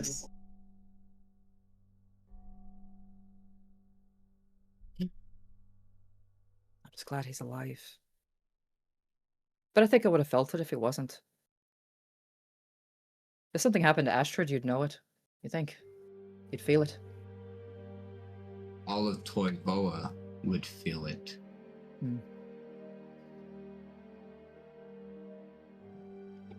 And I don't even think you need an insight roll, but understand that all of Toivoa would burn.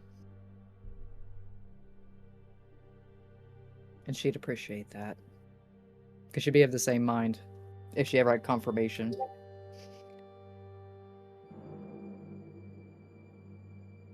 So I think we're agreed. Should we share the plan with the rest, or keep it to ourselves for the time being?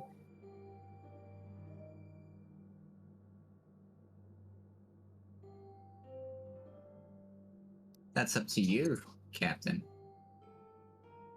I love when you hand over things to me as the captain that you just don't want to deal with. There's a good reason for that. Oh, I know there is. It's called plausible deniability. She rolls her eyes. You didn't pay attention to my oath, did you? I'll admit my mind wandered a bit. But I, just like Astrid, better to let me shoulder it. The worst of it. And her eyes kind of wander down the deck toward Astrid and Nathan. It's like, they really are ensconced in conversation, aren't they? Mm-hmm. As the camera pans down the deck to Athana and Astrid, they've been discussing a variety of members of the Temple of Usul. Pretty in depth, too. Astrid, what's your demeanor after this conversation?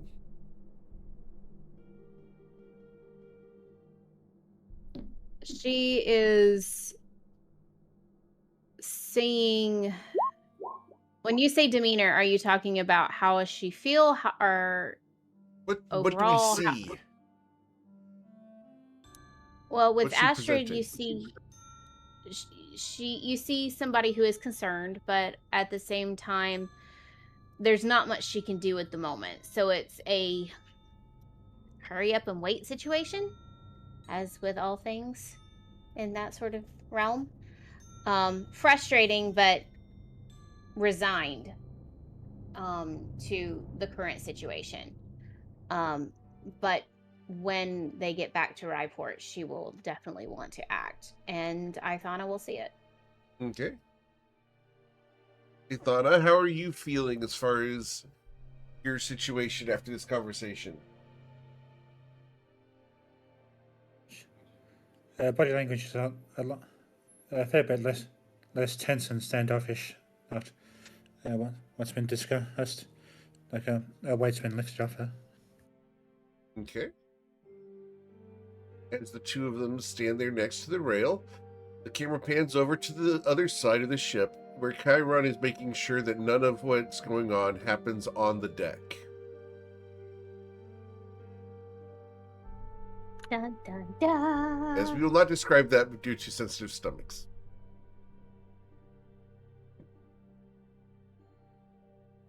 Chiron forgot to take apart the beer. Briella has sailor's beer from the galley. What are you doing after getting a drink, madam? Oh, ooh. I think she's probably gonna go to her hammock. And we probably see as she puts the mug away, she takes up a string with different pieces that is very clearly not supposed to be in a string, but she has drilled a hole somewhere on it and put it on the string. And she sort of sits down cross-legged and just like every once in a while takes a swig from the beer, but just goes over the memento of the people she has worked with who has fallen to the sea for whatever reason. Okay. Cool. And just because I did to Chiron, I do have to ask for a D20 roll for the hammock. You have inspiration if you need to use. Just a straight D20? Acrobatics, athletics, either one. Yep. Choice. You're fine. 16. You've done this many times before. We're just establishing hammock competency. Something. I used my inspiration to reroll that. I want an actual one. Yeah. Something like, she's like, oh, this is a sad moment. Sits into it. All right. Long darts. Long Indeed. darts of horns. If this had happened, we would start establishing that tieflings are bad at sea. Tieflings just don't have sea legs. It's weird. Well, Saphira I mean, and Chiron. Briella's the odd one out. That kind of tracks because, I mean, they are infernal by nature. Yeah. So, kind of tracks they wouldn't mesh normally well with water. Well, is there anything you guys would like to do for the rest of the day?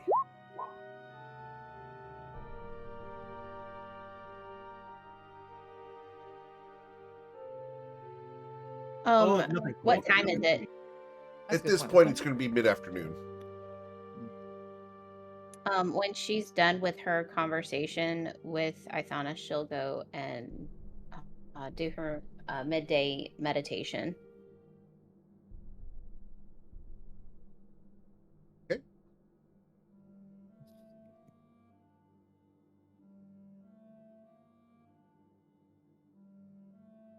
All right. But I'll go ahead and roll for that if that's okay. Sure. Would that? I'm certain that's religion, so we're just Yes. gonna go with that. Nice. Have a nice meditation. Woohoo! Feel the light of Usul. Feel the roar. Too soon. Too soon. That was 20 years ago. Too soon. Feel the light. Do you feel the spirit? Oof. Oof. All right. So, as you guys spend the next day sailing along, is there anything you guys want to do for the next 3 days? As we are going to montage some here. Krella probably spends the morning with Valrath, because Valrath does do his meditations in the morning, right? Kind of? Yeah, during dawn. Yes. But it's not as pious as what Astrid is. Oh, cool. What is Valrath's meditation, if anything? What is that? Just sitting down and? It's more of his sword and shield forms. Oh, cool. It's not the Like- methodology of like the Tai Chi like she does. I was gonna say Tai Chi, but more like martial Tai Chi is what I'm picturing. Yeah. Yeah, but assuming you'd let her, she's going to join you, and by join I mean be in the vicinity. Her form of meditation is the more typical. She sits cross-legged, probably on one of the corners, where she has to like really try to balance or fall. And she spends the entire morning, probably until Astrid. Astrid has very quickly become her. Okay, it's about noon. Time to. I've done enough meditation.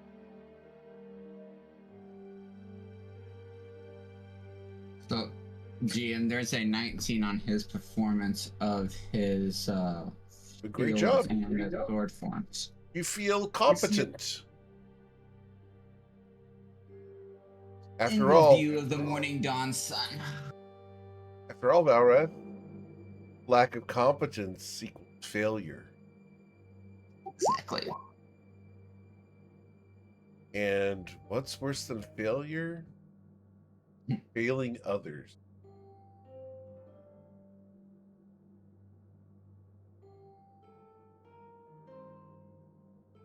As the GM Something. twists the knife in there, you may have thoughts during your meditation about your brother and how if he had done just this little bit extra, wouldn't be dead. Situational awareness, Mm-hmm. understanding of the environment, If you evaluating the risks. if you I wonder kept how much. discipline. I wonder how much Valrath's when he does his meditation and he does do his tenets and stuff like that. I wonder how much they've changed over the years because of it. That's just a me question, though. That's a good question, Valrath. Please don't hate me. It was just something that came up in my head. So, Valid question. Valrath carries the light not as a comfort, but as a command. He stands unbroken, unbending, but he is also unmistakably present. He serves as a beacon. He serves a burden to those that need to be put into their place. He is the temporal hammer that either works out the rough, fixes those that have weak spots, but he's also a display of unyielding radiance as well. It's very much a power must be demonstrated. It's not inherited, it's not assumed, it's about capability. But for him, to walk in the light is to rise. But in order to rise, he must conquer. But by conquering, he's bringing about order.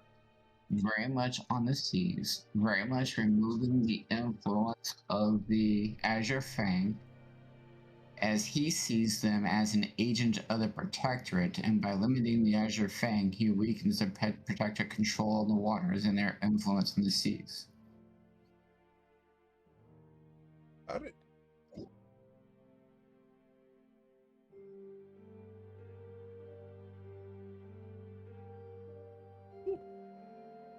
So, anything you guys want to do for 3 days? Anything else? I know Kriella sometimes does some things other than meditate next to Valrath. Kraila would spend the time in the morning meditating. During the noon, whenever there's nothing to do on the ship, she will spend doing some sort of exercise, something physical, and in the evening, she drinks. Understood. She exercises so she can drink. Oh no, she exercises so she stops thinking. Ah, and she drinks. Very so like Valrath, she also has a problem of the what ifs and could have been. And during the evening, when she can't see all that well, she can't really distract her mind with exercise, and you can only meditate for so long before you begin drifting in that direction. So she drinks to forget and to turn off her brain? Oh no, not turn off, but more just like help the problem. So, as a question, would Valrath pick up on these past troubles, being a mirror of his own psychosis? No. Just oblivious. Do you want to use your inspiration or not? Nope. She Okay. is very much leaving it just like that. All right. So, Criella, you'll see a mirror of your problems in Valrath, and he's isolated himself from the rest of the world. Not the rest of the world, from everybody but Astrid. I'm his world. Absolutely. No, you're not. You're not his whirl. You're his tempest. You're his storm that rages inside. Wow. Well, so romantic. See, Hashtag not like, not you say treasure. romantic. I'm immediately then going to I am the storm that is approaching. The destructive chaos that is. Have you met Pixie? I mean, really. I think the cheese whiz is too heavy here. Actually, hey Velrath, could Crayola make a charisma check to see if I don't like I'm not entirely sure, but more like maybe she begins recognizing that you two might share some things, especially with hearing your backstory, and just sort of want to spend more time with you? Or would Valrath just be like, no, I'm not looking for friends, I'm only looking to get this done? So I will say that that second part is his initial approach to everything. However, through demonstration of capability, through competence, through not being a liability, it begins that transition into pseudo friendship. And so I will say that right now, Corella, through what she has done to this point, has already got a leg up over Carrion, and he's going to use that name liberally. Because she came in, she established herself on the ship. She's been a part of the removing of capability from the Protectorate already through the engagements with the Wayful. So already well on our way, but it's more of hasn't quite made that transition yet. Okay, got it. I am slowly thawing out your frozen heart.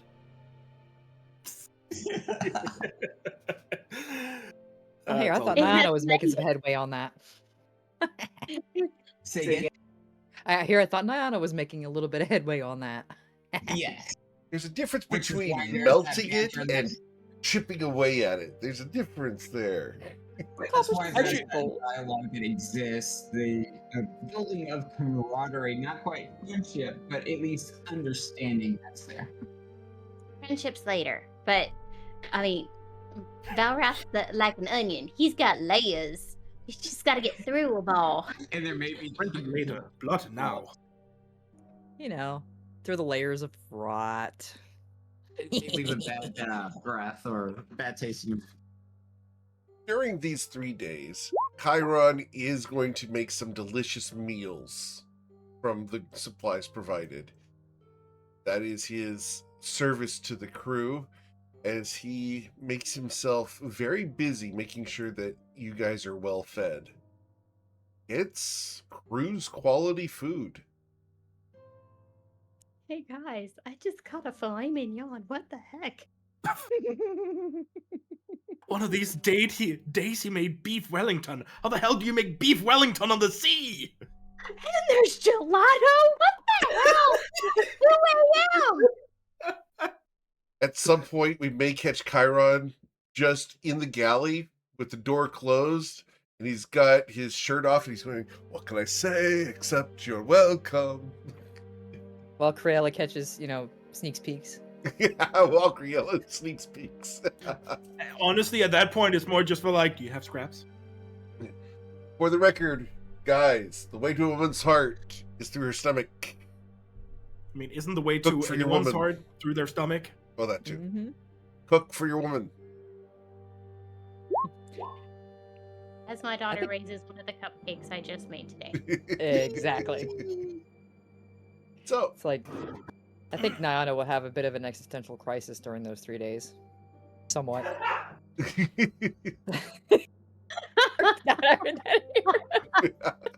the distance is great. A distant laugh. From 3 rooms over. But no, it's like, I think she'll spend at least one of those nights, is because her mind keeps chewing on that they're looking for the heart of the sea. Even though she knows Merrick doesn't know about it or anything about it, because she never bothered to tell him, never really came up. But one evening, when it's quiet, likely if she's on watch while everybody else is asleep, so she doesn't disturb or accidentally charm somebody, she will lean over the railing and actually use her voice to sing and try to summon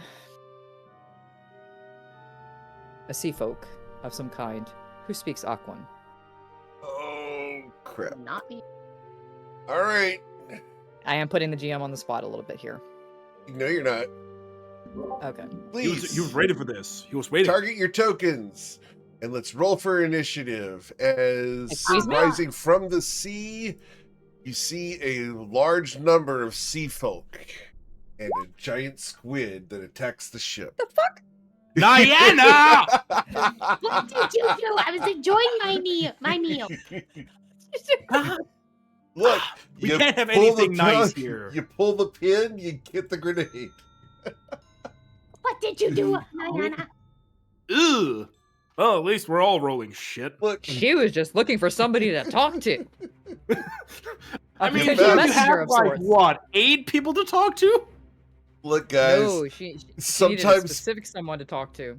sometimes we go with, "Oh, look, 18. Eric prepped it." I like to imagine this is just like, oh, you want to talk to sea folk? Bet. That's It's like- basically it. Here.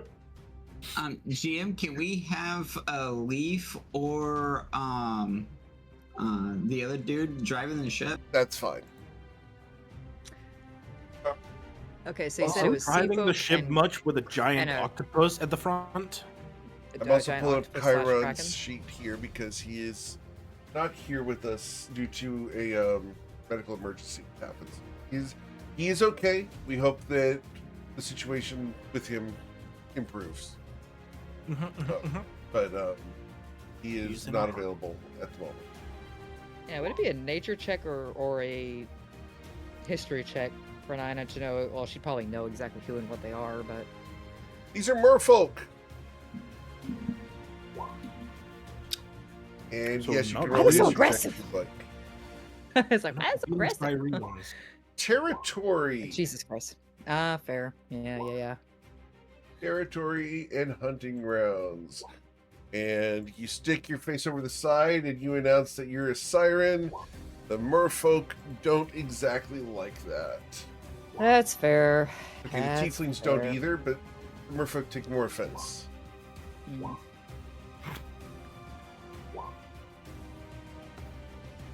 As I am having to roll a ton of initiatives here.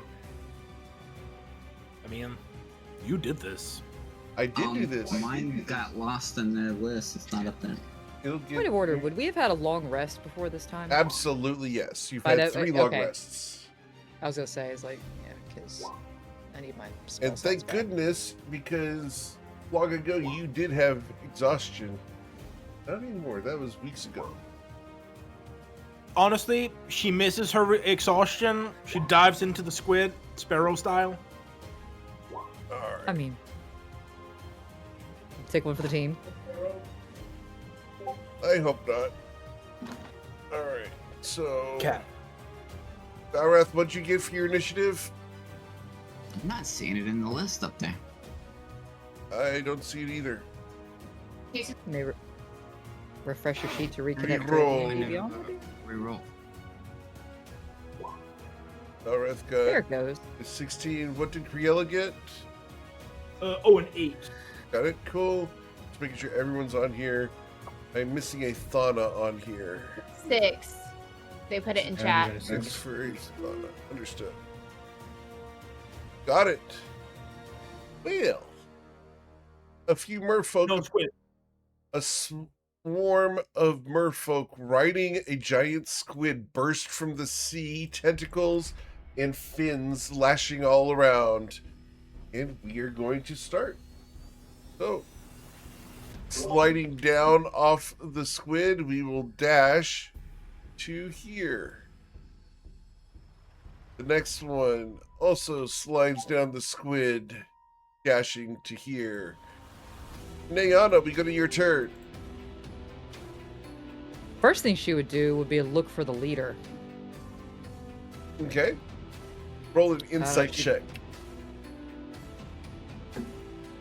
24? The leader is still underwater. Okay. It's okay. At least they should look at the two that approach. Obviously, not the leader. Not the leader. Okay. Need to die anyway.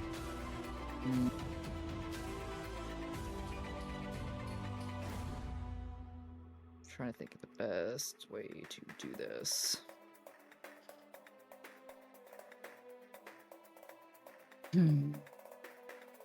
Oh, that's where that's.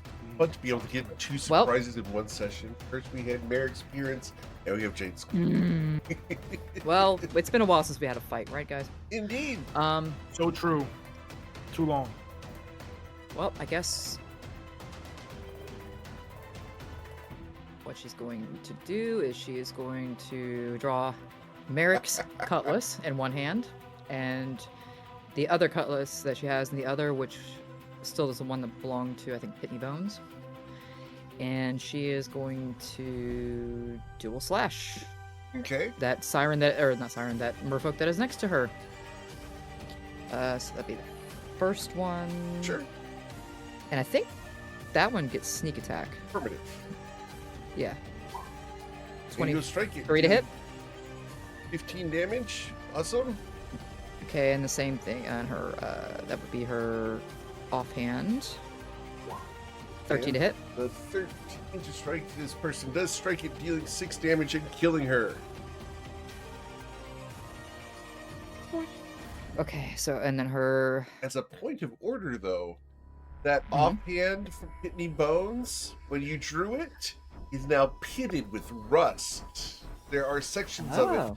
that are beginning to decay.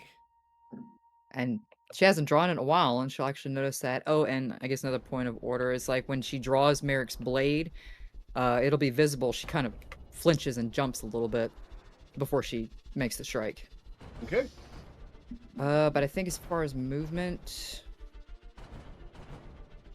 And you Just can gonna move thank up the here. Wednesday group for this fate of that offhanded. can I do an Arcana check Sure, this turn to see if Of she recognizes what course. might be going on? of course. 12? It's all You Merrick's don't fault. recognize what's going on. Okay. Fair enough. But- Fair enough. It is something Merrick. magical. We'll give you that much.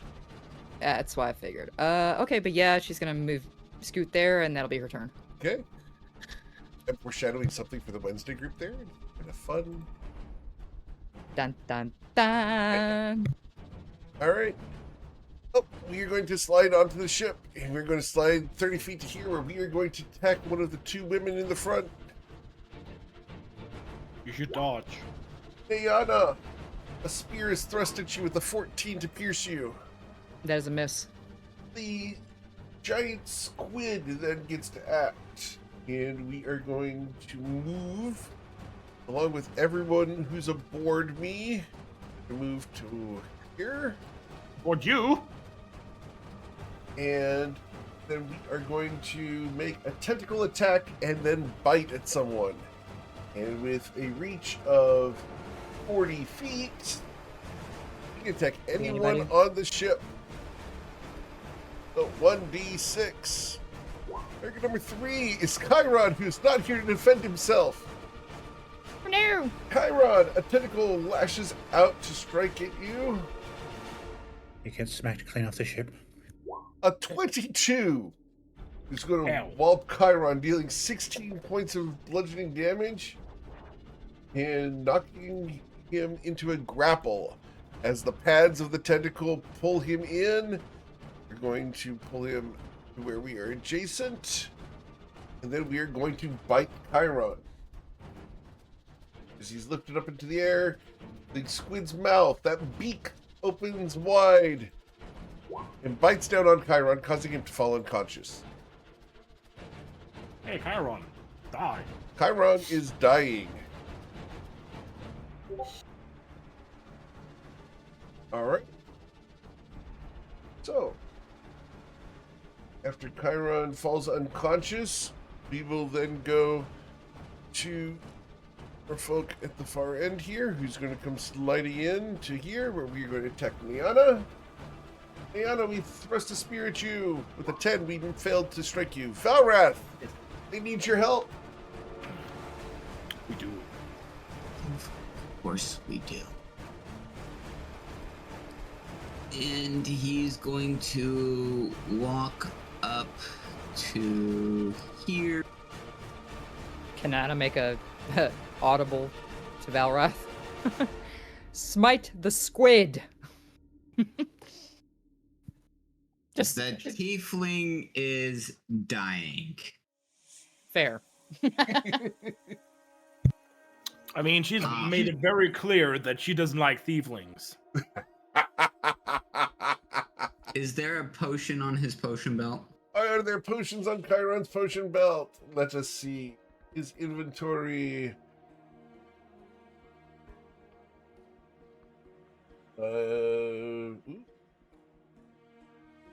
No. I'm sorry. Yes, he does. He does have potions.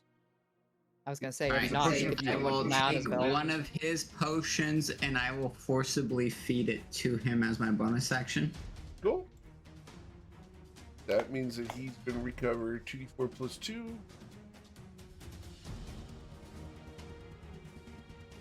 For a total of 8. Gains consciousness. Can I step and stand on top of him? Temporarily. You're going to have to move him, but you can kick him off to the side. Kick him. Can literally. I switch positions with him without using an action? Yes, you will provoke an opportunity attack from this guy. That's fine. All right, as we thrust a spear into your back. The 19. Valrath is just walking through the battlefield, fixing tieflings and ignoring Morphle. Yeet the tiefling. Take the thiefling, throw them in the water. They'll be safe. He's going to, yeah, he's gonna grab hold of his holy symbol and emit his conquering presence. And everybody within 30 feet, that's not part of the crew, must make a DC 16 wisdom saving throw. Okay. So that's Or everybody? be, That's not the crew. that's not part of the crew. Alright. And they will be frightened of me. So, as a question, you consider all of the player characters as part of the crew. Though he does question Chiron and Cruella, he currently, for this particular situation, will be part of the crew. Okay. So, we're going to 1, 2, 3, 4, 5, 6, 7, 8, 9, 10, 11, 12, 15. 15. So it should be all of those. Including Okay. the squid. All right. Haha. So we don't have all of the So we have 1, 2, 3, 4, 5, 7, 8, 9, 10 merfolk. Cool. And the squid. Oh. And squid. And D20. And the DC is what? Is a 16 wisdom saving throw. Understood. So they'll be frightened, right? Yes. Right. We're adding some frightened and DC 15. You said 16. 16. All right. So that one's not frightened. Right. Interesting. And here. Oh, okay.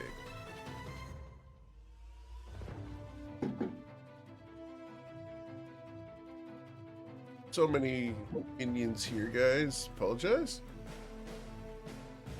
Not like you guys wanted a real challenge here, right? No, course just not. want something easy. Ah, tough. All right. How am I gonna fulfill my power fantasy with this? This All is right. actually hard. There we go. And then the squid. And the squid. The squid's The wisdom squid saving failed. throw comes through as a 14. The squid is also frightened. Yes. Outstanding. All right. So that is action, bonus action, and movement. And Valras stands there. Get off my boat. And Nana goes, ship. All right. It's too small to be a ship.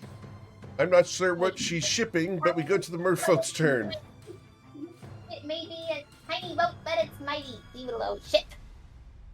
This merfolk here is not frightened. And we're going to find one of the 6 people on board the vessel to attack, and that's going to be target number 5. Nayana! We slide down the face of this squid to attack you with a spear. An 8 won't pierce you. And she hisses. Hiss dodge. His dodge. This one can't make it to... Oh, this one could make it to anybody. Chiron is not dying anymore. He's still prone, I think, though, because Sure. he got kicked out of the way by Valrath. All right. So here we're going to choose who we're going to go after. For 1, we're going to slide past. And we're going to make our way here. Where we are going to throw a spear at Chiron. Is this disadvantage because he's prone? Yep, a 12 for Chiron. Pierces Chiron. Wow, what the hell? What Squishy sorcerer. spend mage on?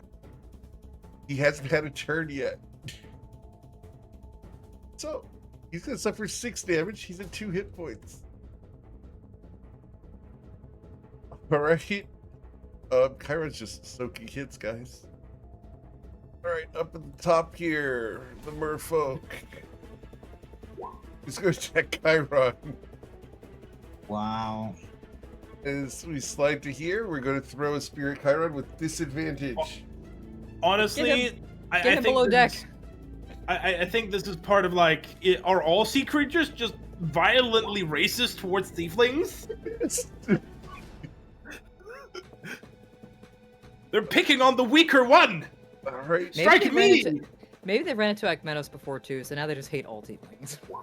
Again, Chiron is chosen. We don't even have a chance to get him underneath. As we throw a spear at Chiron. A 3 will miss Chiron because he's prone. Well, Stay okay. down. Yeah, stay down. This one We can is drag you below. This one who is frightened back here is going to throw a spear at one of the 6 people on deck. Chiron! Chiron. We are truly trying to make Chiron a pincushion today. All right, I'm going to roll multiple d6s real quick just to see if.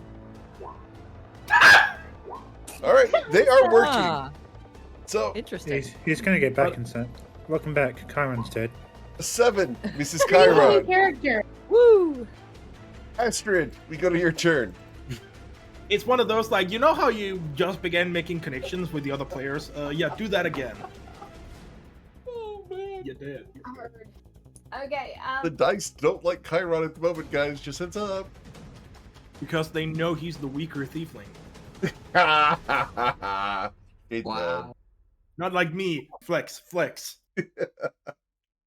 Wow. just because Shots I fired. moisturize. Wow. What you would think Cruella would appreciate. Right? Well, I'm sure she'll appreciate it eventually when we ship that fanfic. Mm. Yeah. All right, Astrid, you're up. For a bonus action, she's going to take a potion of greater healing off of her own healing belt and shove it down Chiron's throat. Chiron's going to recover how much?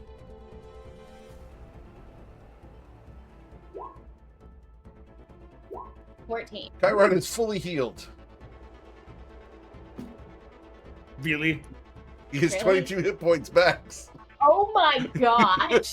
This No. mother... I thought I had low health. Oh wow. I mean, he is a wizard. He's a wizard who got caught out. He got caught lacking. Yep.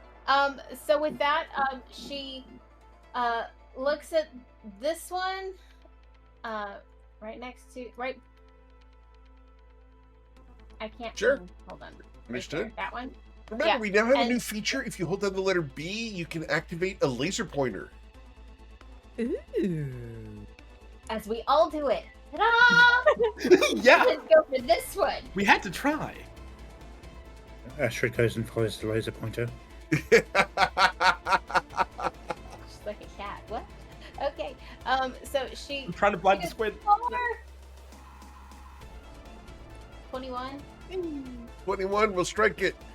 9 bludgeoning damage because you don't have your Radiant Soul on yet. Not yet. No.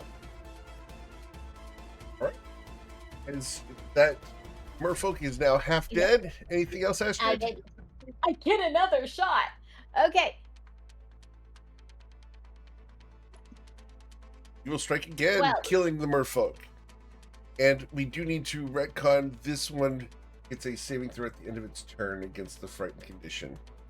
It is still frightened. We're good. Anything else, Astrid? It's still scared.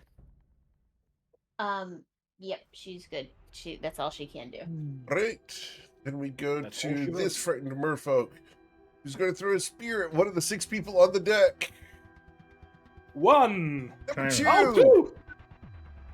Well, we know who number 2 is. Number 2 does a 21 pierce your armor A disadvantage. against Astrid. Oh, you're right. 19 because I'm frightened. Yep, frightened. Does the 19 pierce you, Astrid? No, it doesn't. Yay! As your armor deflects it, our wisdom saving throw at the end of the turn results in a natural 1. That's not good. Wow. All right. Rawr. Back here, we are going to Rawr. slide down a squid to here, or we will throw a spear at one of the people on the deck. Number 4. That's going to be Cruella. Cruella, catch with the 16 to pierce you.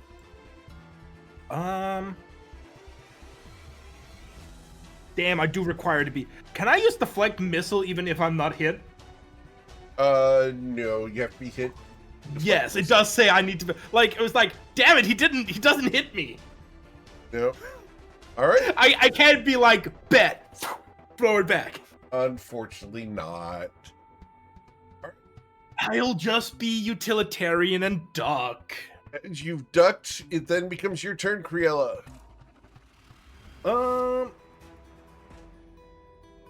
Okay, Cruella be nimble, Cruella be quick. Cruella Cruella be kind of developed. punch the squid in the... Never mind. So, can the squid become prone? The squid cannot become prone. It is immune to being prone. Okay, it's immune to being prone. Yeah. The squid. I mean, it is a demon squid, isn't it? Squids don't generally stand.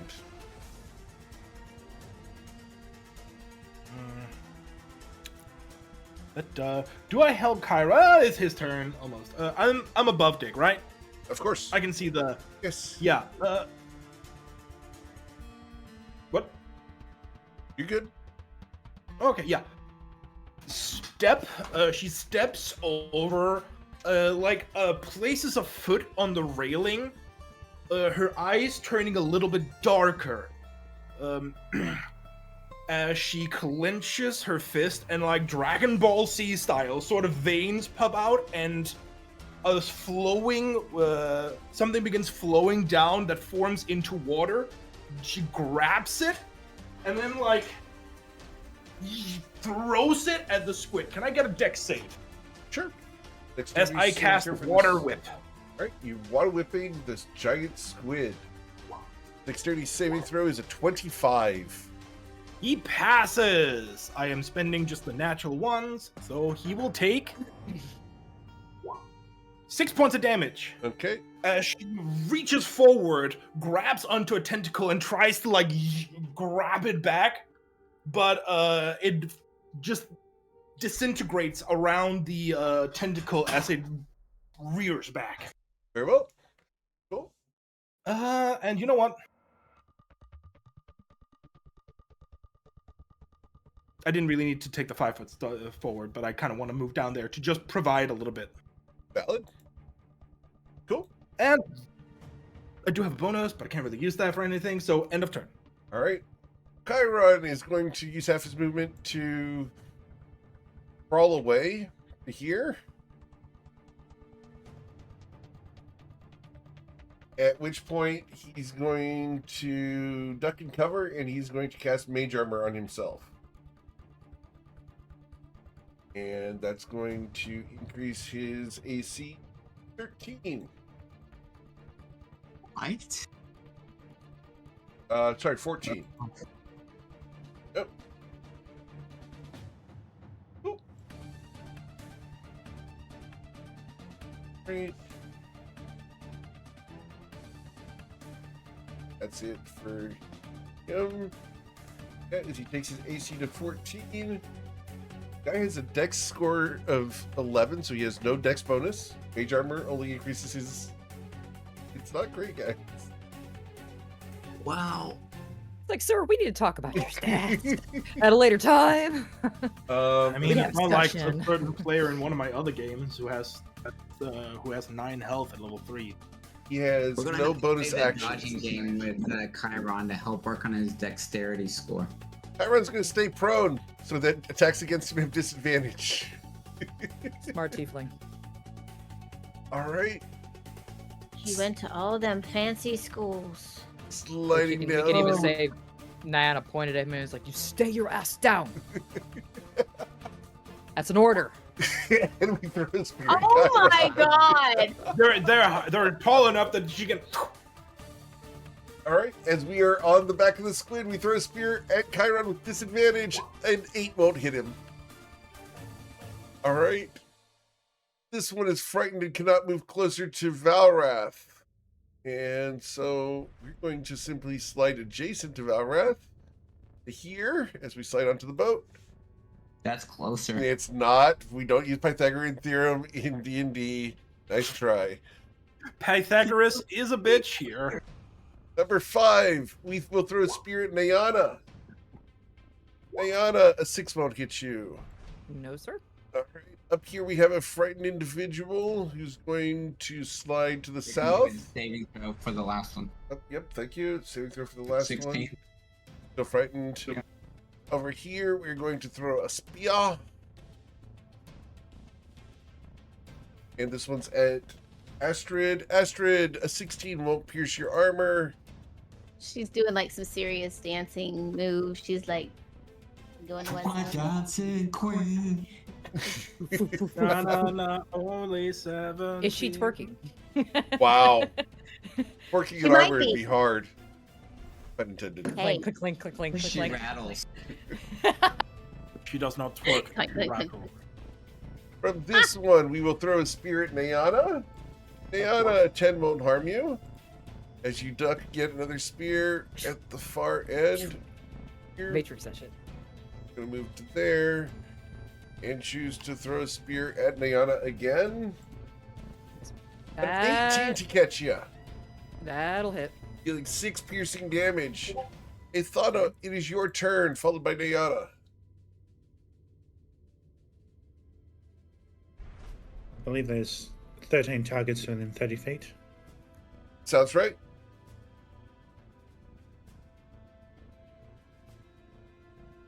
Cast Hypnotic Pattern. Oh, you're gross. Okay. And is hypnotic pattern all creatures, or is it creatures of your choice? We make it 13 merfolk. And they all need to make a beat of 14 on wisdom save. All right, so each creature. we measure from snap to corner. 120 feet, so it's wherever It's Nayana wants 30-foot it. cube. Yeah, it's a 30-foot cube, but if you said it right, we all should be good. Each creature inside the area.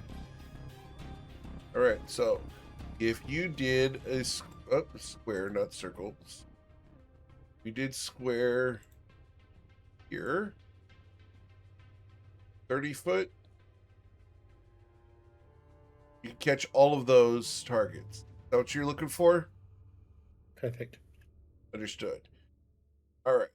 So we'll do that there. And I have 1, 2, 6, 8. There are 10 merfolk in that. You just begin making a lot more saves. Great. And we'll just do this quick. They have a +0 to their wisdom. So we said that there were 11 merfolk in that. So 11 d20. And it's DC 14. So we will do. 3 make it. Yep. For us, Doodog. This is going to be bad for me. Great.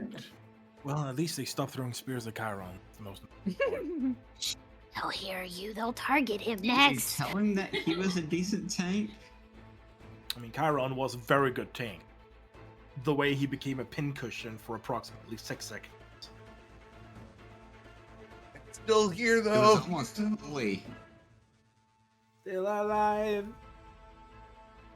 He's not dead yet. God, immediately say one line of a Portal song and immediately just go like, this was a triumph. This is how we do it. All right, and then that, and then of course the giant squid. The giant squid's wisdom saving throw results in a 4. It will also be hypnotized. And what are the effects? Valorant actually turns and looks at Athana. It's like, well done. They don't get to act unless they are either shaken awake or damaged.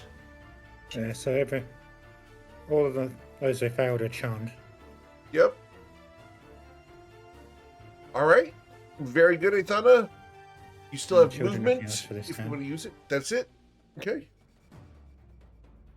Nayana, you're up. Anything that has the big red dot on it counts as being hypnotized at the moment. And they just can't move. They can't move, they can't act, like- they are hypnotized and charmed by the hypnotic pattern from Athana. Technically, they can move, they just can't do anything else. No, wait, no, their speed is 0. Never mind. I'm stupid. Well, that works, so I Incapacitated planned for that and turn, speed but that's is okay. 0. I will hold what I was going to do until the next turn. Athana Okay, is immediately going to try contact to... the charmer or target the charmer. Manage enemies. Okay, okay. Okay, that's fine. Well, she is going to, instead of what I was going to do, she is going to use her cutlasses and do a double attack on that merfolk directly in front of her, since it is not currently charmed. Or hypnotized. Hypnotized? That's right. So first would be a sneak attack for a 19 to hit. And 19 does strike it, and you will kill it outright. Oh, okay. You dealt Well, 21 she points of still has- damage. No, that's one-handed, two-handed. No. Oh, you're correct. I don't know why your sneak attack was on there. But 9 damage plus sneak attack. Okay, yes, that's kind of odd. Might need I'll have to look at why it's turn not doing off that. versatile. Oh, okay. Well, since you killed that D&D Beyond one. never- Wait, so that one reappeared right in front of her again? It's got 9 health left because we Oh, haven't okay, done your okay. sneak attack damage yet. Okay. But we need your So sneak I guess attack I need to roll. What would I roll for that? That's the. It's 2d8 at this point. Could be 3d8. It's down below under. Isn't It's it- 2d6. isn't it Yeah. 2d6? 2d6. Ah, there it is. Okay. There we go. See, I should be able to. There it goes. Oh Great. no! Oh no. All right, it has 6 hit points Wow. left. Okay. Sucks. Well, and then being that's the case, she will do her bonus action attack with. Wait, the Niana. cutlass. I just checked. Are you're wait? No, you multi-classed, Yeah. right? Yes. Got it. Yes, that's why you don't. Yeah. Yeah. Okay. So bonus. Oh. Unfortunately, it's able to Yeah, duck the second. second strike. That's fair. Okay. Well, it's Well, not actually- fair. It's just unpleasant. Well, it just is. You talk with Murph. That's what you Just trying wanted to to do, right? check. Yeah, it's like all she wanted to do was send a message, and this it's like this shit. I was checking something on her. During your turn, if you melee attack against a creature. But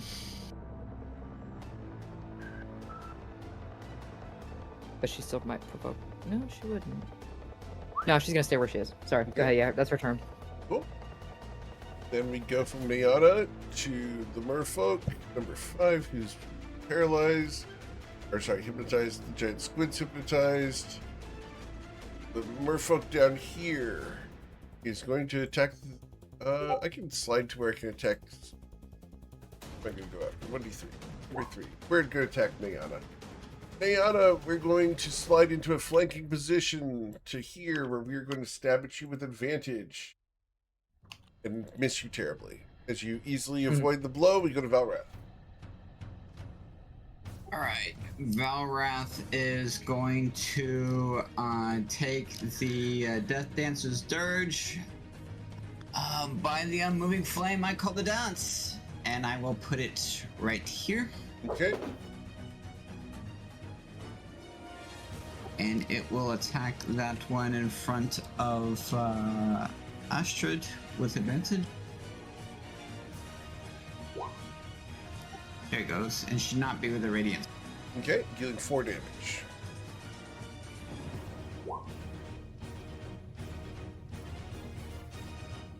And then he is going to swing at that one twice. With his longsword, first one. Cool. Ooh, and second. There he goes. Alright. And that was on the same one, said? Yes. Okay. And you'll strike you for 7 additional damage. Yep. Cool. And he is... You know what? Yeah. He is going to step back beside Corella and Astrid, provoking all the opportunity attacks. From this one and this one and this and 3. Yes. Alright, here we go. Well, first one is 8, a 6, and it's 10. No, they do not hit him, and it burns all of their reactions, and then he'll step right back.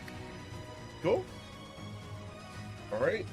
And then here, you're going to strike at one of the 2 people within reach. That's going to be Niana with advantage. He strikes you with the spear, Niana. 17 to pierce you. That hit? Yep, that hits. Okay. That's what? 6. Did 2 damage. 2 damage. Yes, ma'am. Alright. Back here, we can move to where we can get any one of 3 targets. 1d1. We're going to slide around Criella to Astrid. And we're going to stab with advantage. A 15 won't pierce you. Nope. Nope.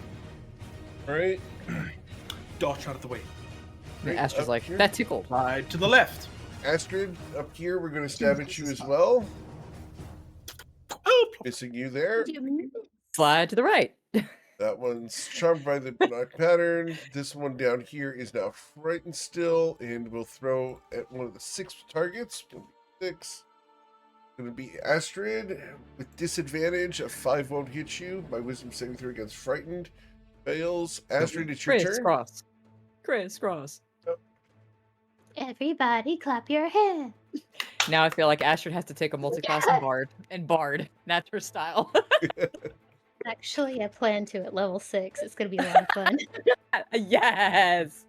That's perfect. Ow, ow. Great. Okay, so with this one, she is going to go ahead and bar 13. All right. With the 13, you did strike it. And it's this one here. Yep. And she dies. Nice. She slowly turns, looks at this one, and says, "You're next." 4.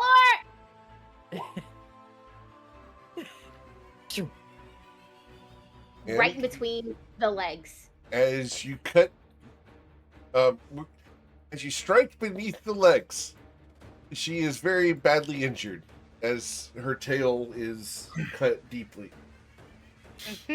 As you try to perform something to this creature, I'm not sure what. Okay, she goes after a hip. A Okay, then. fisectomy is what we're trying. Vasectomy. That's Yeah. what I'm trying Oh, to vasectomy do. is what it's called. Understood? Oh yeah, I'm She's trying to get that skipping across the water action with the Mhm. merfolk. All right. You do that across ice? That is freaking weird. At the end of this one's turn, we're going to try to stop being frightened. It's hypnotized. I can still try to stop being frightened at the end of my turn. Okay. No longer That frightened. passes. And then we go to this one's guys. Kriella, we're up to you. Yeah, Krella, now in the thick of things. One of the pendants that is sort of around her neck, which is like sort of shark things, begins the edge of the shark fangs begin glowing ever so slightly. And she growls as she is going to begin pommeling. I'm going to start off with using my bonus action for flurry of blows. Don't monk shit. And then let's rain down the hits. So on to the north. 23 strikes her. He's 8 Must hit be a points. way I can actually just do the damage. For 10 points of damage. She dies. Must be a way I can do. If you click on the Probably. icon to the left, it should do the whole thing all at once. Oh, there we go. Yeah, it's different on Chrome than Firefox. Then on the bottom, sort of turns over and And you'll strike this one additionally for 10 damage. You're with 8 hit then one of the points. bonus action strikes. 12? The 12 strikes her as well, dealing 9, leaving her with 1 hit point. Oh no, 9. She had 8. She dies. You good? Elbow Nope, to the nope, shit. face. Steps over again and with the last one trying to strike them off with probably a flying knee. Okay. The Muay Thai knee comes through. And with the 20, you will strike her, dealing 7 damage. But you probably grab something and remains on board. Indeed. Anything else, Kriella, as you knocked her into the netting of the rigging? Oh no, that is my action, my bonus action, and some movement. That will Kyra. be good. Where Chiron is at, he's going to cast a spell at the... he doesn't have good AoEs here. You know what? Chiron's going to look at the situation and going to shout out, "What do we all want? What do we all need?" And Valrath, are you going to submit to a spell he casts upon you? No. then I need you to roll a Constitution saving throw with DC 15. Be hasted. You do not have a choice. Oh, damn, he did. All right. Nope. He was all, get bigger, get bigger, get bigger.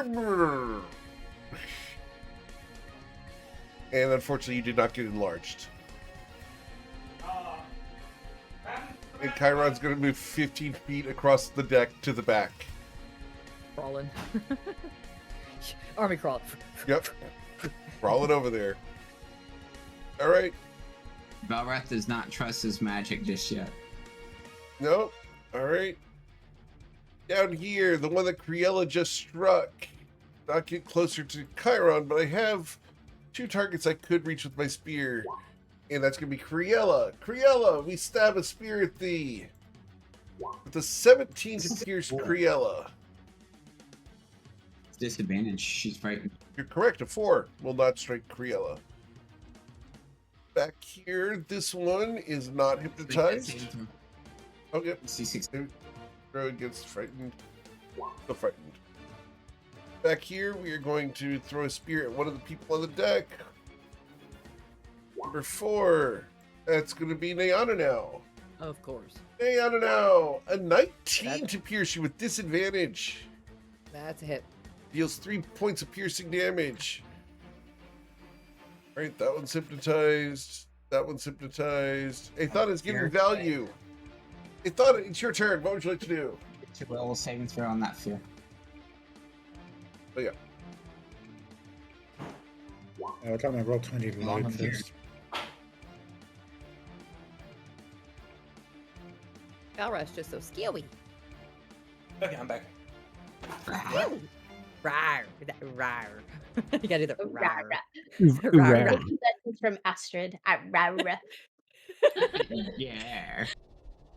Yeah, no, yeah, that's how he does it. He's like, it just looks at the merfolk. Grr. Alright, Athana, what's the plan? Plan's waiting for my roll 20 to actually load. Ah.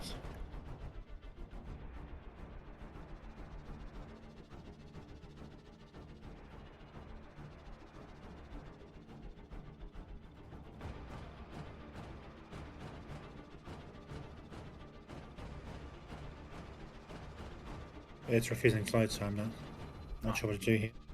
Okay. Fireball. What would you like to cast? We can cast it for you. Full centered on myself. Can you see the eye of this big creature? Yes. He's hypnotized and staring at your hypnotic pattern. Can she Eldritch Blast it right in the middle of its eye? Welcome to try.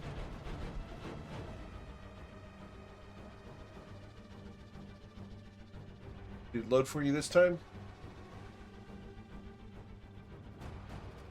Nope, it's still not loading. No? Alright. 11 on the roll. An 11? Cool.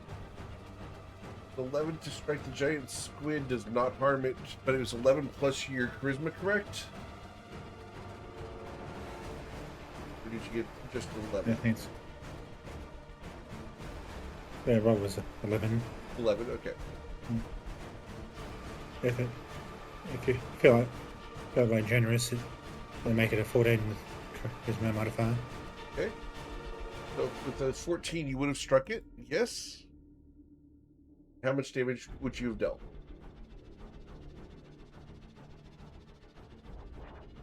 2 points. 2 points of damage. Understood. As the membrane of the eye reverberates due to the impact of your spell. Anything else, Athana?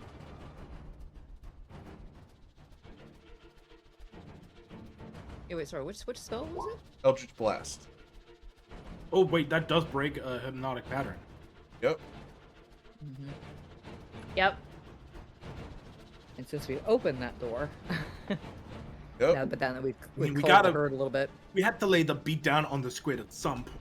That's okay, but that's like, yeah. When did It's you still spike it frightened on though, the so squid? it's got disadvantage. What's that, Athana? I want to break it just on the squid on the, not anywhere else. Okay.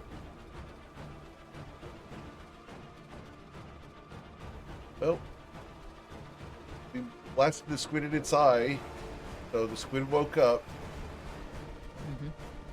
Diana, what do you want to do? Okay, yeah, I wasn't sure. I was making sure I thought it was done with her turn. I Before think, okay. I think so. Hoping making that sure. the computer works here soon. Okay. All right. Well, since we've culled the herd, she'll look around. We've culled a few, and she knows they're hypnotized. She's gonna do this anyway. Let me just measure real quick. Okay, she is going, to look at the squid, actually right in its eye, and she is going to cast Shatter. It is going to be kind of like, assuming this is true to what they're seeing, that Sure. the corner of the squid's eye, Sure. like, let me see, wait, like right about, pin. Wait. But yeah, that corner where the two merfolk are standing, basically that corner of the eye.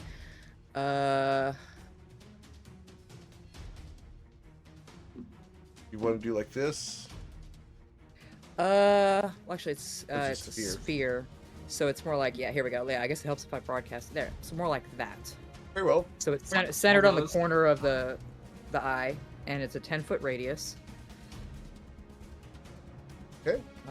So I clicked on it, so that should be all the info. Yep. Cool. All right. And unfortunately, because it's a 10-foot radius, you will either miss this one or the bottom one. That's fine. It's catching as many as possible. That will break on. That will break. Cutter, right? Yep. Yeah. Yep. Taking that hit because this we thinned out some of the herd, so we're gonna have to start damaging them eventually. So the squid's Constitution saving throw against this is 6. The squid will suffer the full 11 damage. Yep. And then we have 7 merfolk in there. 1, 2, 5, 6, 7, and got 2 saves on those. So this one will suffer 5. No longer be paralyzed. Also suffers 5. And is no longer paralyzed.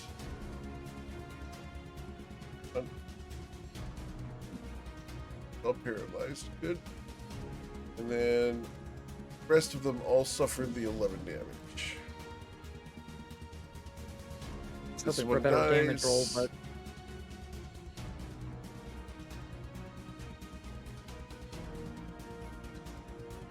Very good. All right. Niana, we continue your turn. Anything else you'd like to do? there's anything else she can do. Only bonus action is her other cutlass, which she can only use. I don't think Okay. you have bonus action.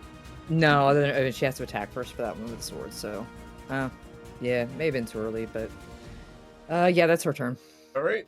After Niana, we go to Merfolk 5, which is right Merfolk here and 17. frightened. We're going to attack one of the 3 people adjacent to us. Number 3 is 2, Valrath. Valrath, we stab at thee with disadvantage. A 6 won't harm you. It misses. We save against the frightened condition. No. The giant squid begins its turn. Reaching out with a tentacle. You're going to reach out up to 40 feet. Can I reach our friend in the distance? Yes, I can. Immediately goes after Chiron again, just like, oh hey, look at that! Number 6. Sorry, 1d6. Number 4 is Valrath. Valrath! The giant squid is coming for you. With disadvantage. Yep.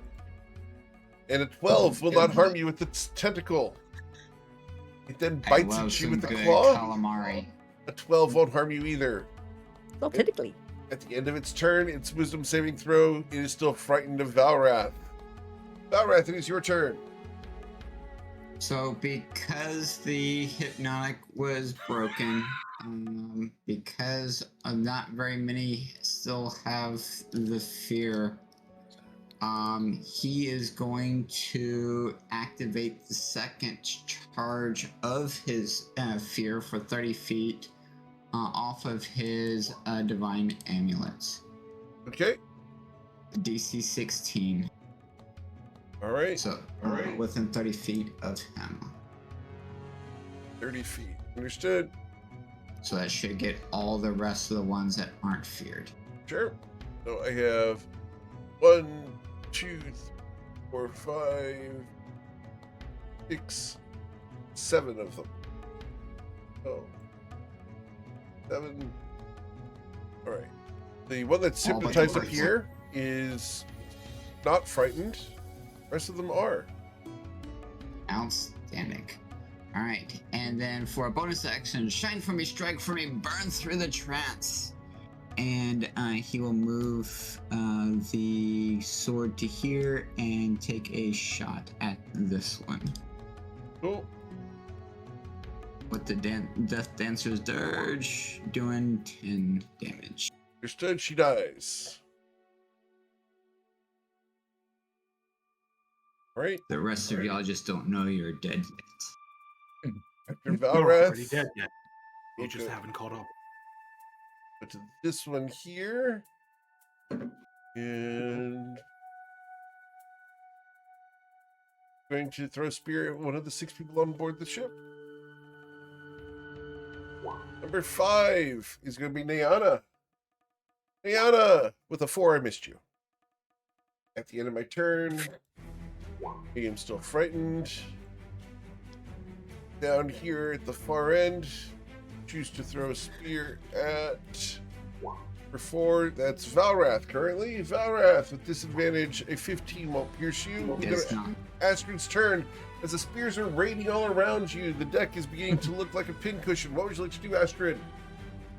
She wants to hit this one next to Valrath. Swing number 1. Dealing 9 damage. Very good. You left it with 4 hit points. Don't do it again. That And goofy she meme, dies. Do it again. She points at this one and says, "You're next."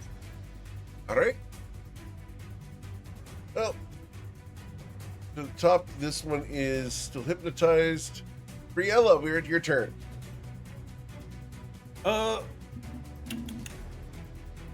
Did this guy fight me back? Yes, and missed with a 4.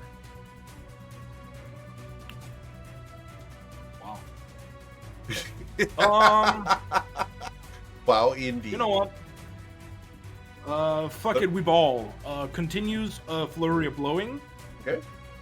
As the vision gets more tunneled, the aggression is let out. Do it. That lung capacity. Ah, Oh no. natural 1 won't do it. Second attack. Yes, please. The 23 strikes her for 10 damage. She had 11 hit points. She got 1. Ah, damn. Oh well, first bonus. She dies. Yeah, and then to finish off, jump, kick her over, land, looks over, and almost like a ravenous beast. Can I begin like searching up the squid? Foaming at the mouth. Not quite foaming. Can I like move to there? Yes. That would be on the squid, right? Your choice. You can either be on the ship, or you can climb the squid and require an acrobatics or athletics roll of a 10 in order to stay on the slippery squid. Ooh, I want to do that. Okay? She runs over, jumps up on the railing, and jumps up, and let's see. 10 on the die.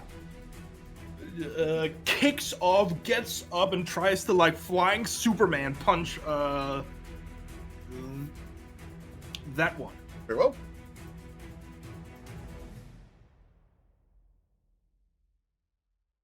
Another natural one. Unfortunately, the slippery slope of the squid After- has foiled your blow. Just slide just a little bit. Fuck you, Astrid.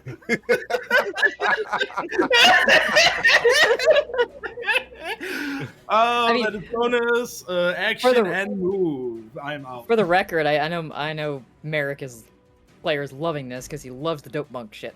Mm-hmm. So It's He cool. is having I a blast fucking watching love this. playing monks because it's like it's so easy to narrate. It's just like, have you watched Dragon Ball Z? You're well on your way. Yep. All right. So, as this punch was worthy of Mr. Satan, we go to Chiron. Oh, wow, that's a low blow. I'm sorry, that was mean. Mr. Satan, please fireball me. I can take it. 25 damage. Chiron's tired of not being trusted, and so he's going to go Hame, Hame, ah, on the squid. The 16, he blasts the squid, dealing 13 lightning damage as an improved witch bolt attaches to the squid. Smells like He calamari. charges up a powerful K blast. Fires it. Yep. All right. I was legit thinking about playing a Radiant Sun Monk. Because that is literally just a Dragon Ball Z monk. All right. You can- Oh. As there's now an improved witch bolt, Chiron's going to move so that he is out of reach of the damn tentacle by coming to the end of the ship. The squid moves 5 feet forward as well. It's just like, oh no. You know what's going to happen. Chiron's just like, no! He begins climbing out of the railing. All right. Kyra just like, no. He's currently on the rudder back there. Yeah, like maybe he's climbed up on it and is about to like climb further out. All right. We're going to throw a spear at Astrid. All right, from here. Disadvantage. With disadvantage. Here's thrown at you. That won't hit you. Nope. Wisdom And he saving gets to make throw. his. Yep, and fail. All right, number 12 down here. Throws at one of the people on the ship. Number 1, a Thana. Thana, an 11 to strike you. Won't hit you, I don't believe. Nope. When I'm being ignored. Okay. Wisdom saving throw for them. Still frightened. Now you kind of see why Nana has like a lot of disdain for merfolk. As Syra is just like Can't they hit can't hit the broadside of a bard. From the inside. This one decided to throw something at Chiron with disadvantage. A 6 missed. Oh. A 6 missed. Wow. Thank God for the disadvantage. The wisdom Holy saving smoke. throw. It's going to be a Still 15. Yep. All right. This merfolk here, they're going to choose to attack Ithana with disadvantage. A 4 won't hit you. Wisdom saving Okay, throw against the That frightened spot condition. is cursed. Oof. We are no longer frightened on that one. All right. Ithana, we're at your turn.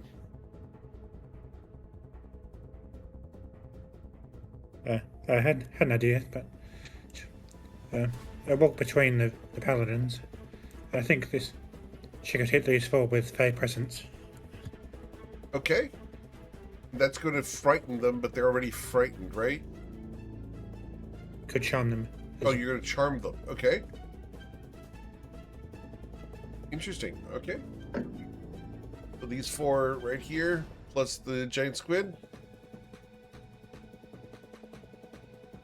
Can I get you to display the Fey presence, please?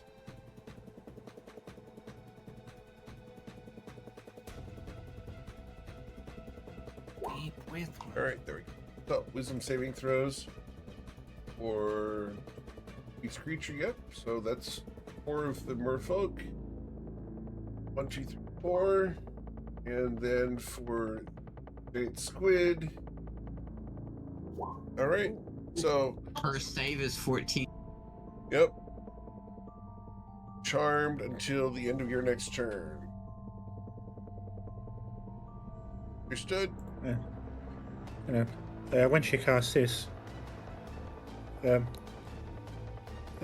pair of shadowy butterfly wings will appear on her back.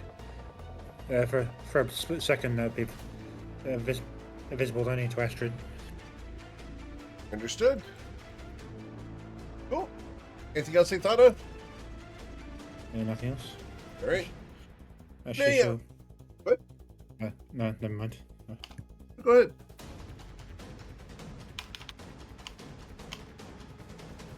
Okay. Diana, you're up. Okay. With the Fey presence, does if they take damage, does it break the charm? Yes. Okay.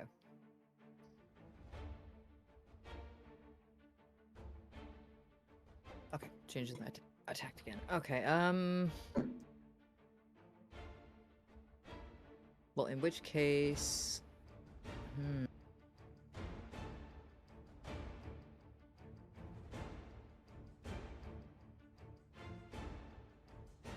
Yeah, she'll step up onto the... Goody. Or do a little hop, little skip, step. If it's acrobatics or athletics for that one, or... Yes, please. Okay, we're gonna go with athletics. Oh, for fuck's sake! I'm gonna re-roll that. Using inspiration. Inspiration. There you go. I think that's worthy. There you go. She almost got harassed by Valra. So, with a 9, we established with Criella it's a 10 to maintain your footing here.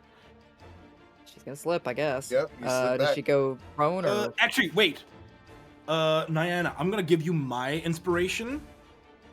Ooh. And in Okay. the corner of her eye, she sees you get up, begin to slide back, and maybe like reach out, Oh. try to okay. grab you. Okay. And. Okay. You're good.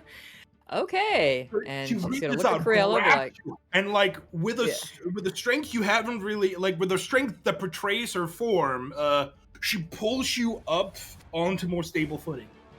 yeah, she looks at her kind of surprised and she nods her thanks. And actually, she uses kind of the leverage from that pull to take a swipe at the merfolk directly in front of her that is not charmed or frightened. There you go. For 18 to hit. Yep, dealing 10 damage there. Probably killing it. Oh, she's on screen. Oh. And you killed her. Yes. Okay, and she still has her bonus action to attack because of that. And I think she should be able to use her hand crossbow. Very well. Or does it have to be a melee attack Nope. on the bonus action attack? Okay. Well, if you have crossbow expert, you can use a hand crossbow. Otherwise, you have to use the offhand weapon. Okay, yeah, was she currently she'd have to switch out. Yep. Okay, yeah, that'll be her turn. She'll just Okay. she'll sit tight there. All right. Then we go to the giant squid who is frightened and charmed by Athana. So I will choose one of the 5 other targets, but I can't reach Chiron because I'm frightened and can't move closer to Valrath. So 4 targets. 1d4. Number 4 is going to be Criella because I can't target Athana because I'm charmed by Athana. Criella, with disadvantage, the tentacle's going to reach out to try to grab a hold of you after your good deed. The 14, Criella. Misses. Okay. And then we will bite at Criella. The 21. 21 does hit. Not much I can do against that. Dealing 28 points of piercing damage. Nom nom nom. But like, how did you get his mouth up there? Slides, and now you're inside the hood of its mouth. Fucking probably gets a like slides. She's like she was too focused on getting Niana up. She slips, gets in. The tentacle might have missed, but pushes her in, and like it fucking chomps a little bit on her leg. Indeed. Ow! All right. Does this translate over? Let's see. It does. My fucking bones. All right, Valrath, you're up. All right. For the Death Dancer's dirge, they beg for mercy, they beg for time, and he'll have it slide over there and attack this one right here. Dealing 9 damage. Sweet. And yeah, he's going to attack the great big squid.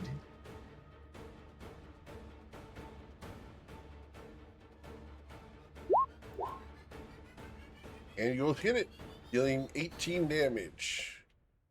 Nice. And he is 18 damage. Oh yeah. No, it only did the first one. I'm gonna attack second time. Oh, I'm sorry. Okay. I thought that was the previous one. Give him 9 No. hit points back. And then And 14. 14 does hit it, dealing 12. Good. And I will go ahead and pump a Pump it up. Pump a it. second level divine smite into that. Okay. Oh yeah, my dudes. Let us pump it. Smite it divinely. On some frogs.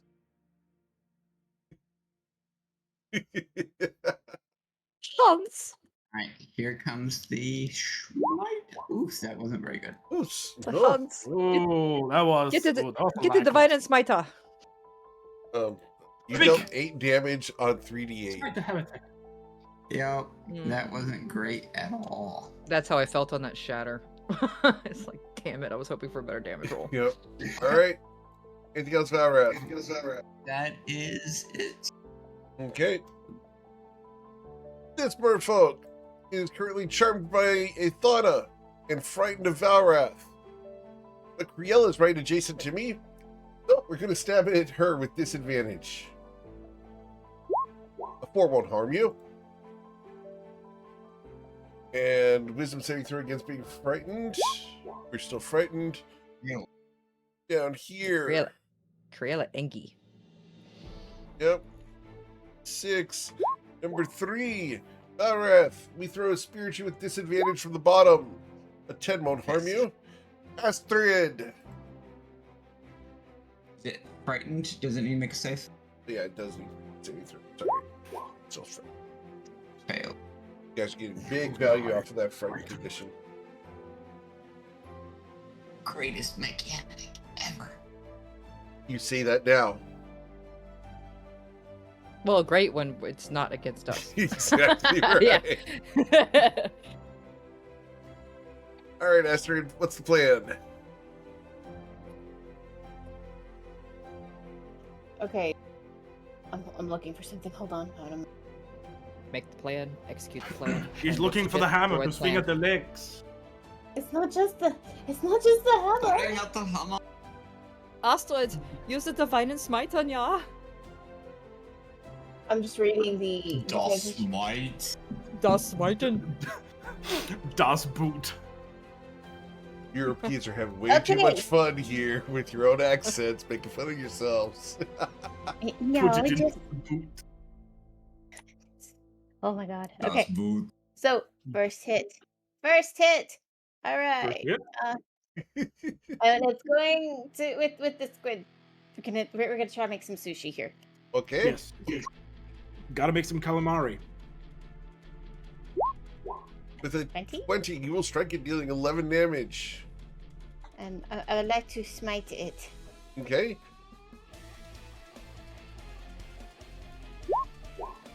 And you will deal 7 damage. Okay. I will hit it again. Okay. And with 24, that's an additional 12 damage. Will you smite it again? I shall smite it again. As it has been Yes. smoten. Divine and smite on. Ah, Oh no, be smitten! smoten. Dealing Oh, 12 damage gross. with the smite. That's a big one. She tiny That but is smite smart. ya. Oh yeah, Klaus. Look at Astrid and how she be smitten. If I get canceled.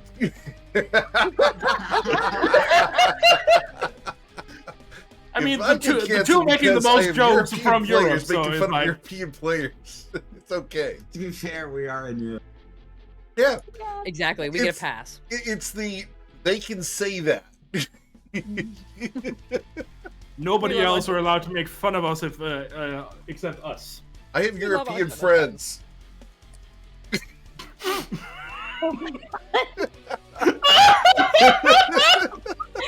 Don't worry, guys. Like I said, I'm European friends. Whoa. That's great. I'm in trouble. Well, yeah, maybe we should include the French. No, we never want to include the French. Sacre bleu. This one is still currently hypnotized and is not broken. Criella, where it's your turn. On one hand, Breathe, Astrid. okay, I have a question. What is there if I like step a little bit down? Like, if I step down to there, would I be flanking with Niana against the squid? No, you'd have to be outside of the token completely. Okay, I would need to be all the way over there to flank. Got it. Right, and then it would be Astrid and you would be able to do so, or Valrath and you. Yeah, there's and you're. I don't think you have water walking yet for Criella. oh, I have water walking. Okay, well, that's an option then. I don't know how I flanked the squid, but I kind of want to do it now that I talked myself into it. The little bit I did. Let me just check that I actually have the key points to do it. What could possibly do. go wrong? Indeed, Multiple what could opportunity possibly go attacks. wrong? Yeah, it can be bad. These two would get attacked. I don't have whole monster yet, so it doesn't work on the squid. Oh, what's that, Belworth? Said I don't have whole monster yet for the squid. Oh, sucks. The frightened people, merfolk, have disadvantage against me, correct? Affirmative. Yes. Okay, I don't fear them. Famous last words. It is an action to do that. Okay, so, first things first, I shall take one of my healing potions. Bonus action. What about? As my bonus, I recover 5. Yeah. Bad roll, but what can you do? And then Find a better alchemist. That's bad. Healing potion. I run here. These two get attacks of opportunity. You're fine. That's healing. Kaput. And As you slide she off the runs squid onto the off- water. As she runs off and looks down, she is going to again, like, clench her hand and thrust a flat hand towards the water, and it sort of like deforms to an invisible force, and then immediately begins freezing over. Cool. I'm going to use Shape of Water. Understood. I can't do just Shape of Water. Understood. Spam. Cool. And then reaction, I am going to slow flow, so I don't take damage. Assumedly don't take damage from jumping off that far. No, you're fine. Got it. And then The slide yeah, of that's- this slide of the squid will take you to the surface of the water. That's fine. Yep. What was the Yep. damage of that shape of water, water whip, whatever? It's 3d10, and then I can pump it more with like an extra key point to make it a d10. And I can knock them prone or pull them towards me 25 feet. Okay. Doesn't matter what size they are. Yep. So yeah, but that is my turn. I shall make a small square where it is Rosso.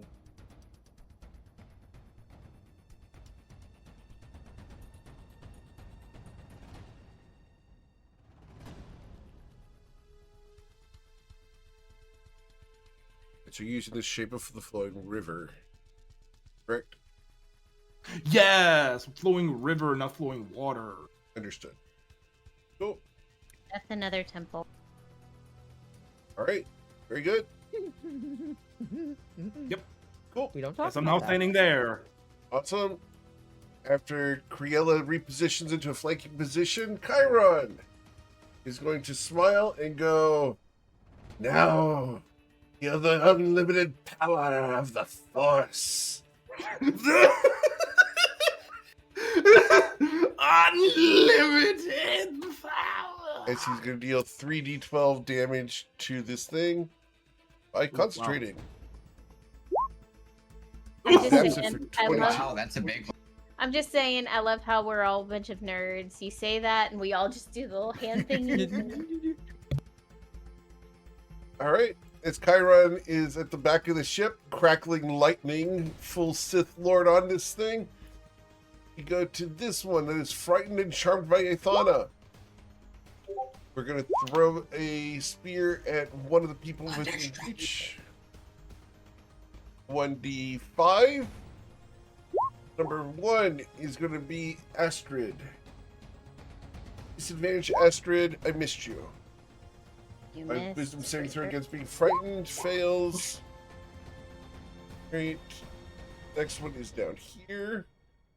And they are going to choose to throw a spear at number 2. Oh, that should have been a d6. I'm sorry. Correct that. Yes, Aethana, we're going to throw a spear at you with disadvantage. A 20 to pierce you, Aethana. From this one here. That hits. All right, you're going to suffer 2 points of piercing damage.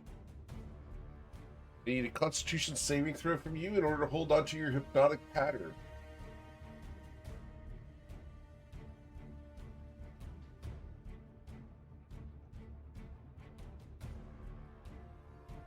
You're fine. Cool. And but you did suffer the 2 points of damage. Wisdom saving throw against being frightened at the end of that one's turn fails. Then go to the one adjacent to Nyana and Aethana. We're going to strike at one of the 2 of them. It's charm. Oh, you're right. So we only strike So at it Nyana. has to be me. Yep. Yep. Nyana, he thrust at thee with a 17.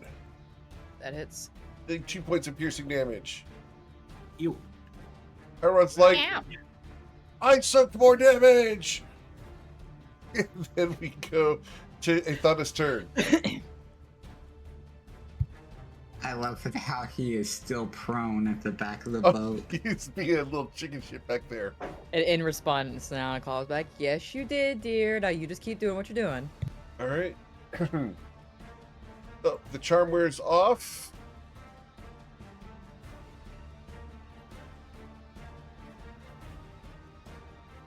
I'm just checking the details on this bit. Sure.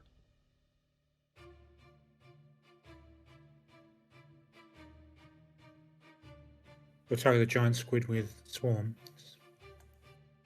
With swarm. Okay. Can you display what the swarm does while I roll my con save? Save, sorry. Oh, whatever that was, I hope you're okay. Closed my Make sure that's cabinet a not little bit dismayed. too hard. Sorry for that.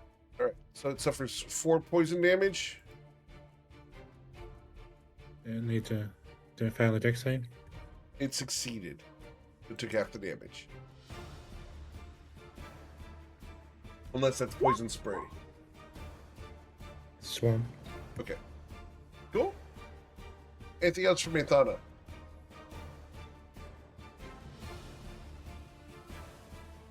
Nothing else from you. Nope. All right. Nyana! Okay. You're the captain of the ship. Yeah. Yeah. Okay, she Got is the blue going to jacket to actually. show for it. Absolutely. And But she's at got all the- those people who are fans of the blue cloaks.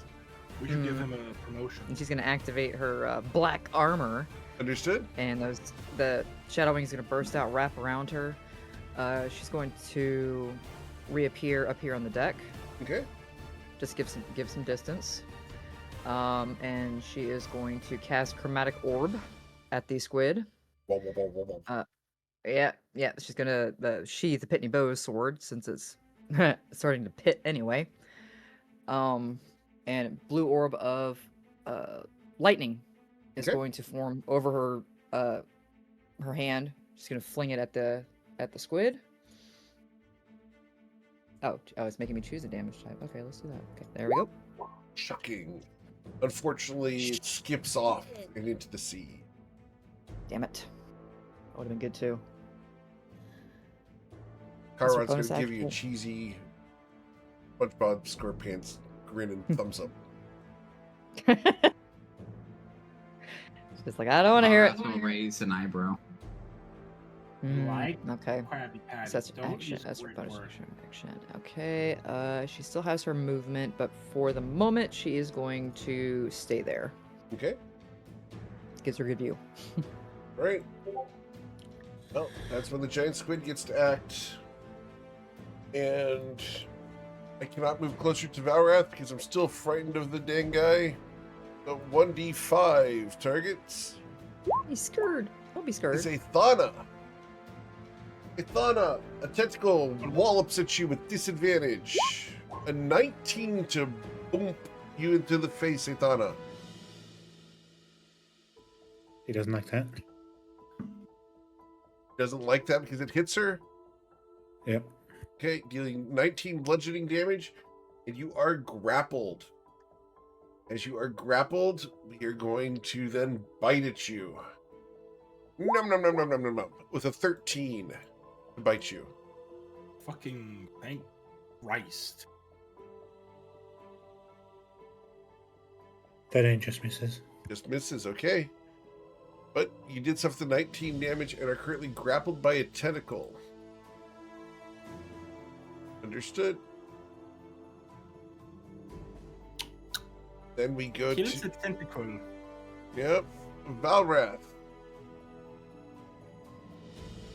Alright, as a bonus action, he goes, but the sun doesn't wait, nor does the rhyme, and will attack this one here. With Death Dancer's Dirge as his bonus action, to a 12. A 12 hits it, dealing 6 damage. And he will have it moved to there. Okay. Alright, and then as his action, he appreciates Cruella being on the far side and will use his longsword twice on the squid. With advantage. First With attack. advantage. Come on, come on. The 21. 21. Hits, dealing 5. And the second one. Oof. Ooh, no. There's an AC of 12. Your 11 is missed. And he will put away his longsword. Okay. And he will stay there. Cool. All right. After Valrath, we will go to the merfolk. And the merfolk here is frightened. We're going to choose one of the 6 people to throw a spear at. Number 4. It's going to be Chiron at the back of the ship. As the merfolk throws with disadvantage due to the frightened condition. A 5 won't hit Chiron. Wisdom saving throw against being frightened. It's going to be a 15, That's 18. So that one's no longer frightened. Really break that frightened condition from Valrath on them. Right. Then we go to merfolk down here at the bottom, who's also going to choose a target to throw the spear at. And that's going to be number 5, which is Nyana. With disadvantage, I throw at thee. An 8, I missed. The spear impacts the deck, and we roll our wisdom saving throw against the frightened condition. You're still frightened. Go to Astrid's turn. Seeing what Ithana just briefly showed, she will smile and she will, for her action, she'll pull out Radiant Soul and her wings will burst forth and she's ready to do some serious damage. And that's my action. So I have to wait for next. Bonus action, pet Athana on the head. Okay. After Astrid goes radiant form, this one here. She won't pet her because she can't reach her. Probably. What is she like 5'4"? This one is still hypnotized by the hypnotic pattern from Athana from so long ago. Briella. It be doing work, at least for one. Briella, you're standing on a patch of ice in the middle of the sea. I am indeed. Ah. Oh well, time to punch a squid. Ora, ora, ora, ora, ora, ora. There. Blip, blip, blip, blip, blip. Oh, that was without advantage. That hits, but nope, not a crit. All right. As you pummel the squid, you dealt 6 bludgeoning damage to its rubbery skin. Yep. Second attack. Yes. Ora, ora, ora, ora, ora, ora. That will strike it for an additional 11 big punches. Bonus action, third attack. Ora, ora, ora, ora, ora, ora, ora, ora. And with 9 damage dealt to the rubbery flesh of this big invertebrate. Anything else you'd like to do as large bruises are forming?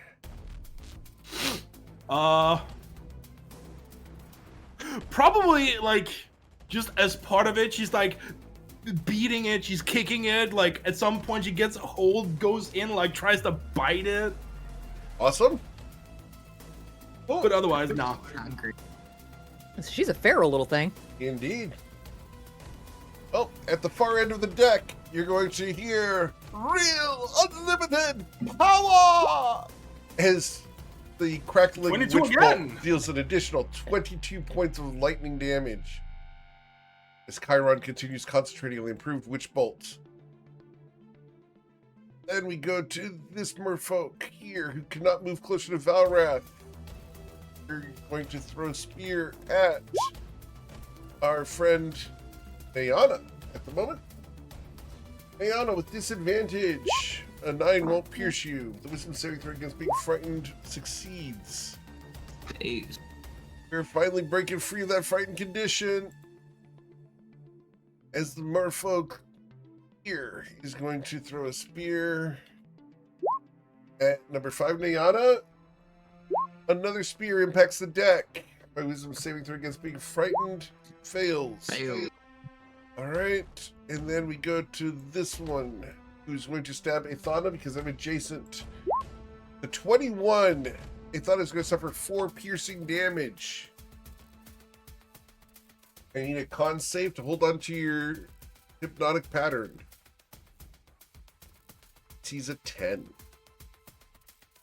We love our 10s. Because that's what we all are. 10. Alright, and at the end of my turn, I'm still frightened. Athana, it's your turn. You're getting stabbed and you're currently grappled by a giant tentacle. What would you like to do? Are her hands free? Yes.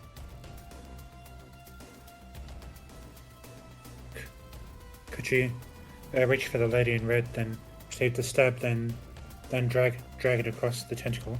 Okay. Well, you're going to take 1 point of damage for drawing the lady in red.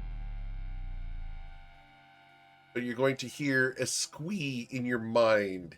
Darling, it's about time we get active again.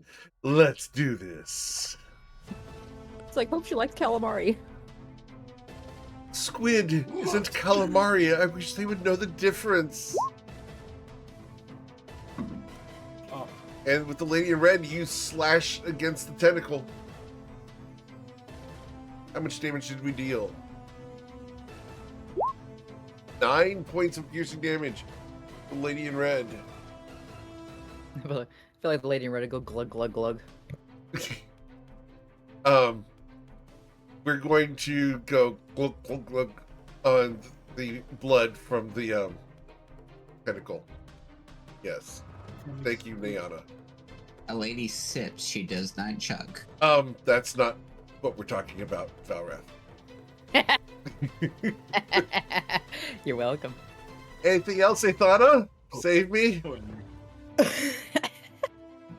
We've all been to those websites. Don't deny it. Hey, you're the one that busted out with the squid with tentacles. You have no one to blame but yourself. Busted out, huh? We busting? Is that what you're saying? Anything else they Would thought that of have now? released its grip? Go ahead, Ithana. Would that have released its grip on it? No. You cut it, but you didn't cut it off.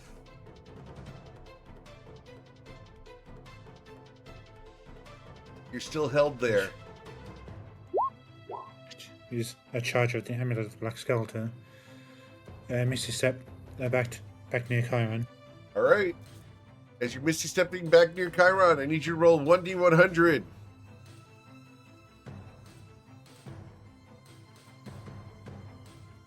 Determine what aspect you're doing here.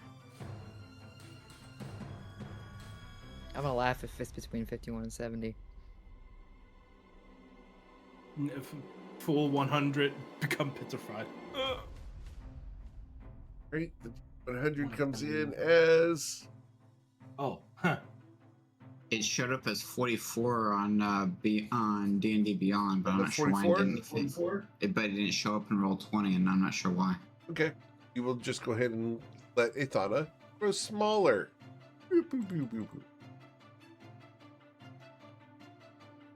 All right. Cool. Anything else, Ithana?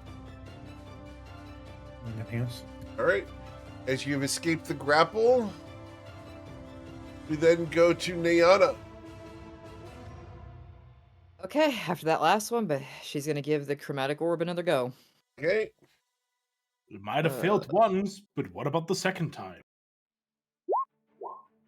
12. With a 12 against the giant squid, it has an AC of 12. The lightning Yay. strikes it, dealing 14 damage. Very good. Lightning ball.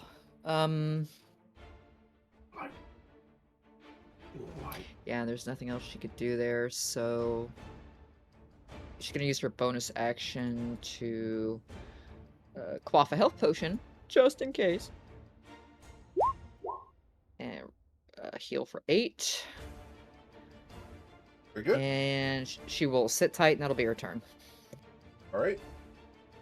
After Ithana and Nayana, we go to the giant squid. This giant squid's threatening you guys pretty nastily, but it's very, very injured as wounds have opened up all over it. And I'm giving it a good bag rub. Ithana is currently the size of a halfling. Nana looks over her shoulder. Whoa. Well, I can't get any closer to Valrath in my 40-foot reach with my tentacles. Can I reach Ithana? I could. Here we go. 1d5. Astrid. It likes the people up there. I mean, like, I just don't want to be hit since I'm so far away from everyone. Astrid. An 18 with disadvantage to hit you. It does not hit. As you leap over the tentacle, the beak of the giant squid snaps at you, missing. At the end of its turn, its wisdom saving throw to stop being frightened fails. Valrath, you have terrified this thing. What would you like to do? I will, after putting away the Death Dancer's Dirge, I will pull back out the longsword and will attack at the squid.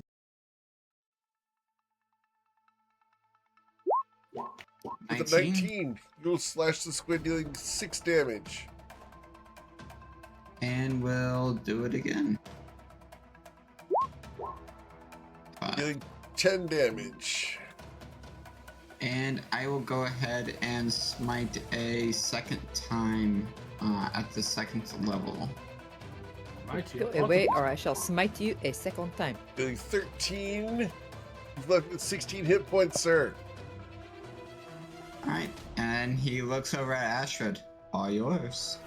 All right. As you say that, the merfolk see the situation. And we're going to start doing other things. And the first thing we're going to do is throw a spear at target number 3, which is Chiron. Of course. Chiron. A 15 pierces Chiron, dealing 6 points of damage. Damn, you didn't duck hard enough. All right. His Constitution saving throw to hold on to the spell succeeds, and this merfolk leaps into the water and disappears. All right. Down here, we're going to choose a target to throw a spear at. Number 4 is going to be Little Athana. Little Athana! A 5 won't hit you as they leap off the giant squid and into the sea. Astrid.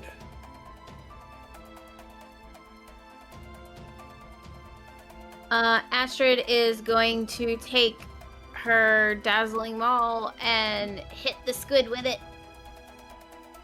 With advantage. Yes. Yee. Uh-oh. It is a queen! Hold up.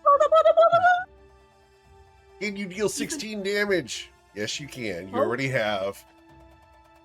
But no, we want to smite. As you've dealt 25 damage so far, you add an additional 29 damage for a total of 58 damage dealt to the giant squid.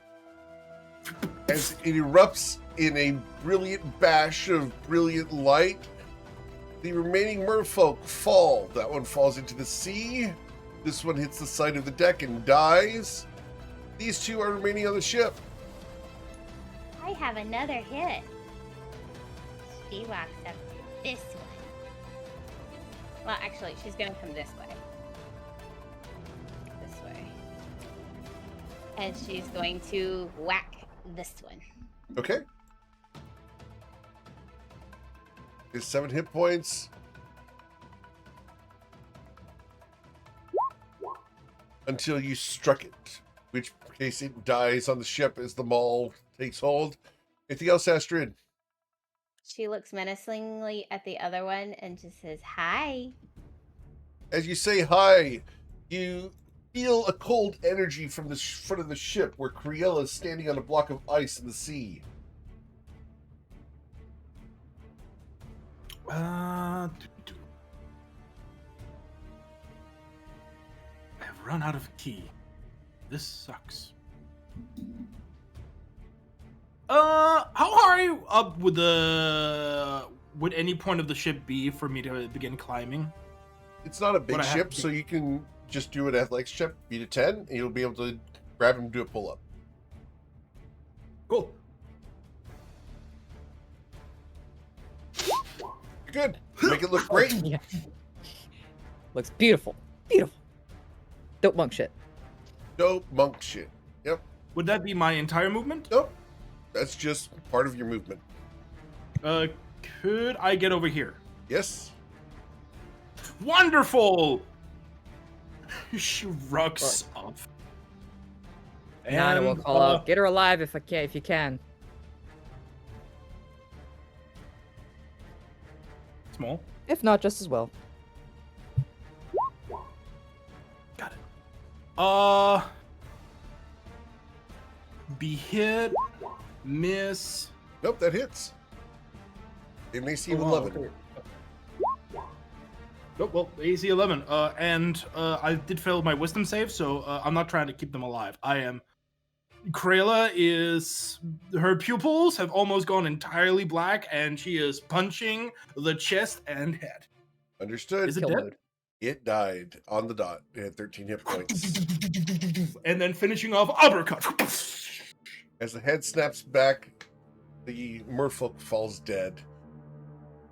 And you guys have cleared your ship of a giant squid attack. Now, where did those come from? Under The sea. water. That's when Nana strides forward. It's like, I was not expecting my song to summon an entire squid and a You whole troop of dropped it. merfolk. They don't normally gather like that. I was Friends merely of trying yours. to summon. Hardly. Oh. All I wanted was to send a message. Unfortunately, a lot more answered than I gathered. Mm-hmm. All right. Well, Can we not Chill. She had a message. It didn't go as planned. I'm afraid of what the message said. That is for her to know. And if she wishes to tell us, she can. But Evidently, it was ill received. No, Be it right was back. more of summoning someone to send a message. So we just killed the messenger? oh, Valrath. I'm trying to No. figure out how we ended up in this situation with sea folk that was summoned, and then they decided to attack us. They're not friends. They're not food either. Well, except for the calamari, but Well, let's just say I was unexpecting an entire squid and a whole troop of the merfolk to answer. I was expecting a sea elf. Or actual friendly merfolk, or at least one that I could command. They don't usually gather like that, at least not in these waters. that's not what showed up. Really? Thank you, Captain Obvious. No, you're the captain. And you're about to be in the brig if you keep pushing. That'd be the day. Mm-hmm. Quit No. poking the siren. Leave it alone. Yeah, if you forget, I bite. Oh, that heart of the sea worries me. So, what kind of message did you have to send on? I was merely hoping for word of my choir. Ah, that thing about the heart. Hmm. What thing about the heart? Oh yeah, Astrid missed that part of the conversation. I'm pretty sure Ithana, then Chiron, or I'm pretty sure Eth and Chiron also. left. Well, had a little visit while the rest of you were busy. Captain Treasure here received a shadowy message from a dear incarcerated husband who's been questioned about the heart of the sea. You got to talk to Blackwater himself. Mm-hmm. He's That's at that colony. Well, at least we got confirmation he's alive and he's there. Well, that's questions number 1 and 2 that's answered. 3, what is this? What is this thing? This heart of the sea. What is this? It's an artifact that allows the wielder to control the sea life and the weather. How they found out of its existence, I can't imagine. They being, I'm assuming, Ekmenos. Because they were questioning him about it. He doesn't know about it. He doesn't have the information to give. But it's something that's kept by the elders of my choir. Oh, And it worries me that they even know of his existence. Well, sending messages obviously is not a good idea. For reasons that we just saw, but we wouldn't want word to get out either. I thought of that, which is why I summoned sea folk. Usually I can trust them. Apparently not.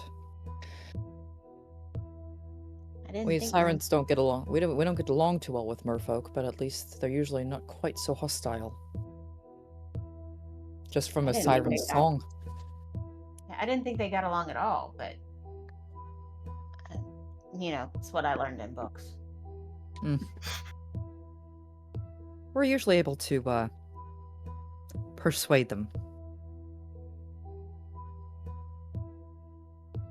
But lesson Evidently, they learned. didn't like the conversation. Barely had any conversation at all. Really called out to who was nearby. And all of a sudden they answered. Makes me wonder why they're so testy, as it were. They're usually not that aggressive. I wonder what they're trying to protect. Because that seems... Exactly. And so many of them And at the beck and call, or vice versa, of a giant squid. That was the master of? I thought that was just the means of transportation. Could be either way. Makes me wonder if they already have it. But if they did, there'd be no reason to keep Merrick alive. I wouldn't say that. I mean, I wouldn't say that they have it. But I would say that they have a very strong suspicion of where it could be. Exactly. Which is why I was worried. Don't know why I'm worried. It's not like they've done anything for me in however long now. Well, But it my grandmother is seems still there. to me that time is of the essence to get Merrick. Or at least get to this penal colony and find out what the hell is going on. Does your choir know about Merrick? Very much so. They're the reason I'm not. He's the reason I'm not part of them anymore. They weren't too happy that I let him live. Broke a lot of rules. Wait, the penal colony. No, Isn't the place that's her song choir. What? No. The Oh, yeah. the place keeping Marek. Mm-hmm. Are you sure that's not a place? That's a prison for pirates. I could swear it was.